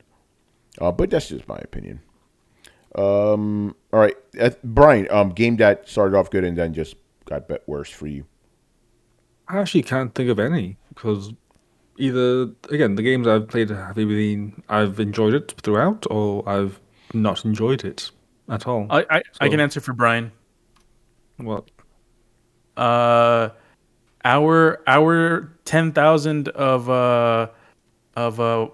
Warframe is not as good as the first 9,000 hours. It's, that's the thing. It's not really the game. It's just the updating was just trash. They kind of forgot that they have a game to make, and then they just started not making a game anymore. So it's not really that it got worse. It's just they stopped making the game, in my opinion. But yeah, like even games like The Last of Us, it didn't really get any better or any worse for me. It just kind of stayed the same. Okay, this is what I expected. God of War, the same with Manny. Like it just didn't really go up and down. I did feel like God of War was a bit long in the middle. I felt that you could chuck out the whole, oh yeah, we found the portal. Oh no, portal's been destroyed. Whatever shall we do? It's like, oh, we're doing this now. Thank you. Fuck's sake. I will say That's that. I will say all that though, I've just Brian. gone, Yeah, in no. my I opinion. again because I replayed it again. I was like, oh, they just extended this shit by adding this. So I do it. I didn't mind it, but it was more noticeable this time. I'm like, oh, okay. So we're just gonna go on this side adventure right now. Side adventure during the middle of the actual quest. But it was obviously to space it out, to pad it out. You're right. I agree with you. Even then, like I don't think again like Bloodborne, like it started off really good and just got better, so I can't complain with that. Oh yeah, Yes. that's the epitome of like this game just gets better and better and better and better and better. Because again, you're playing the game, right? You're like, oh, there's some cool gothic werewolf shit, and it's like, oh shit, it's some Lovecraft stuff. What the fuck is going on right now? That was great. I guess the only game that can come close in the aspect of it just started off bad and it got so bad that I had to stop playing it was the 3D. Oh my gosh, Bionic Three Giant Commando. Heroes. Bionic Command. Oh, yeah, that game was Oh bad. God. That's horrible. With his wife in his I arm. had like Yeah. I think I have like 2 hours played on my Steam because I played it. I was like, nope, don't need this anymore. Yeah.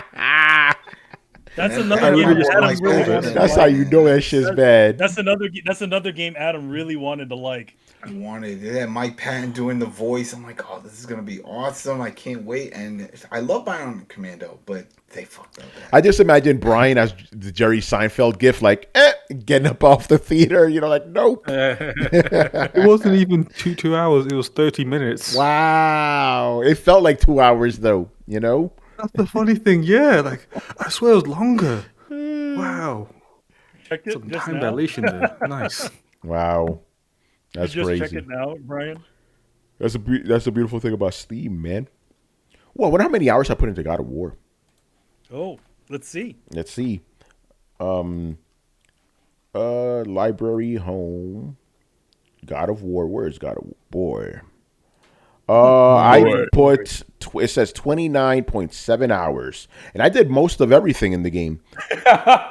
Pretty good, Yo, up? I got something after the show. Conspiracy. Yeah, conspiracy. All right, man. I think we're done here. Good show. All right. Who's plugging stuff? Actually, I'm gonna plug some stuff, man. Plug some shit. I'm going first. So me and Carlos are on the coalition.com on YouTube, and where we gave our spoiler review of The Eternals with Dana Abercrombie and Mr. Richard Bailey Jr. I don't think we had a lot of controversial takes though with that movie.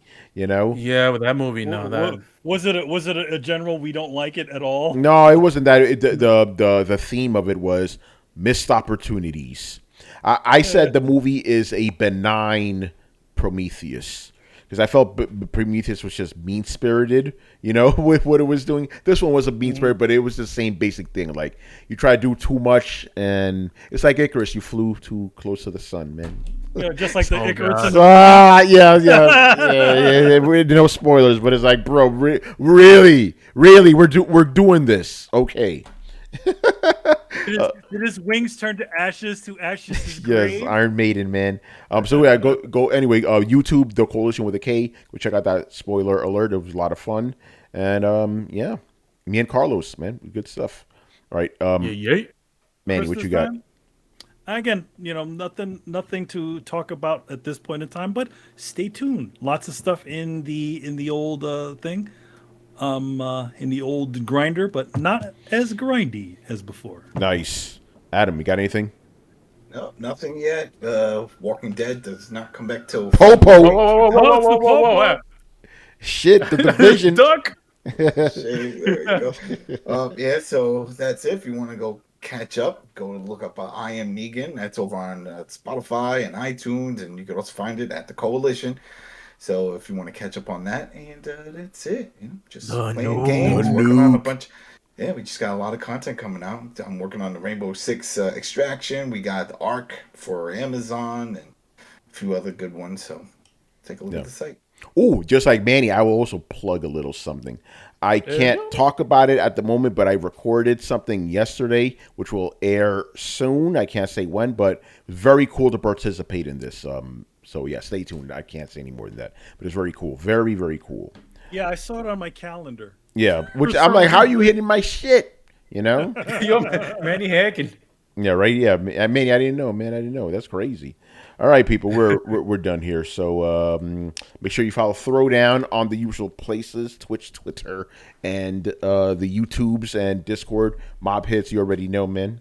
Always with the conspiracy theories. Always. Or on any podcast app, literally any podcast app, Spotify, Apple, Amazon, all the big ones, search for those. Even some I've never even heard of, we're on those somehow.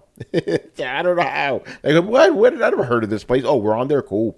Throwdownshow.com. Listen to the past episodes in MP3 form. That's also our audio boom, And again, if you were watching us on the YouTubes and you enjoyed the content, we will bring you new stuff every Monday and Monday and Fridays at 10:45 p.m. Eastern. And links to everything down below. Once again, I was your host, Tony Polanco. And tonight, I was joined by Emilio Lopez. See you next time. Carlos Romero. This is Adam Vale. Have a good week, everybody. And Brian Munjoma. If you are thinking about watching The Eternals, don't. Go watch Dune instead. Yes, do that.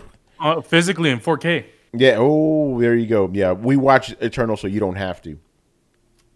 All right, man. We're out of here, man. Peace out. Laters. Hey, take care, everyone. Deuces. Deuces.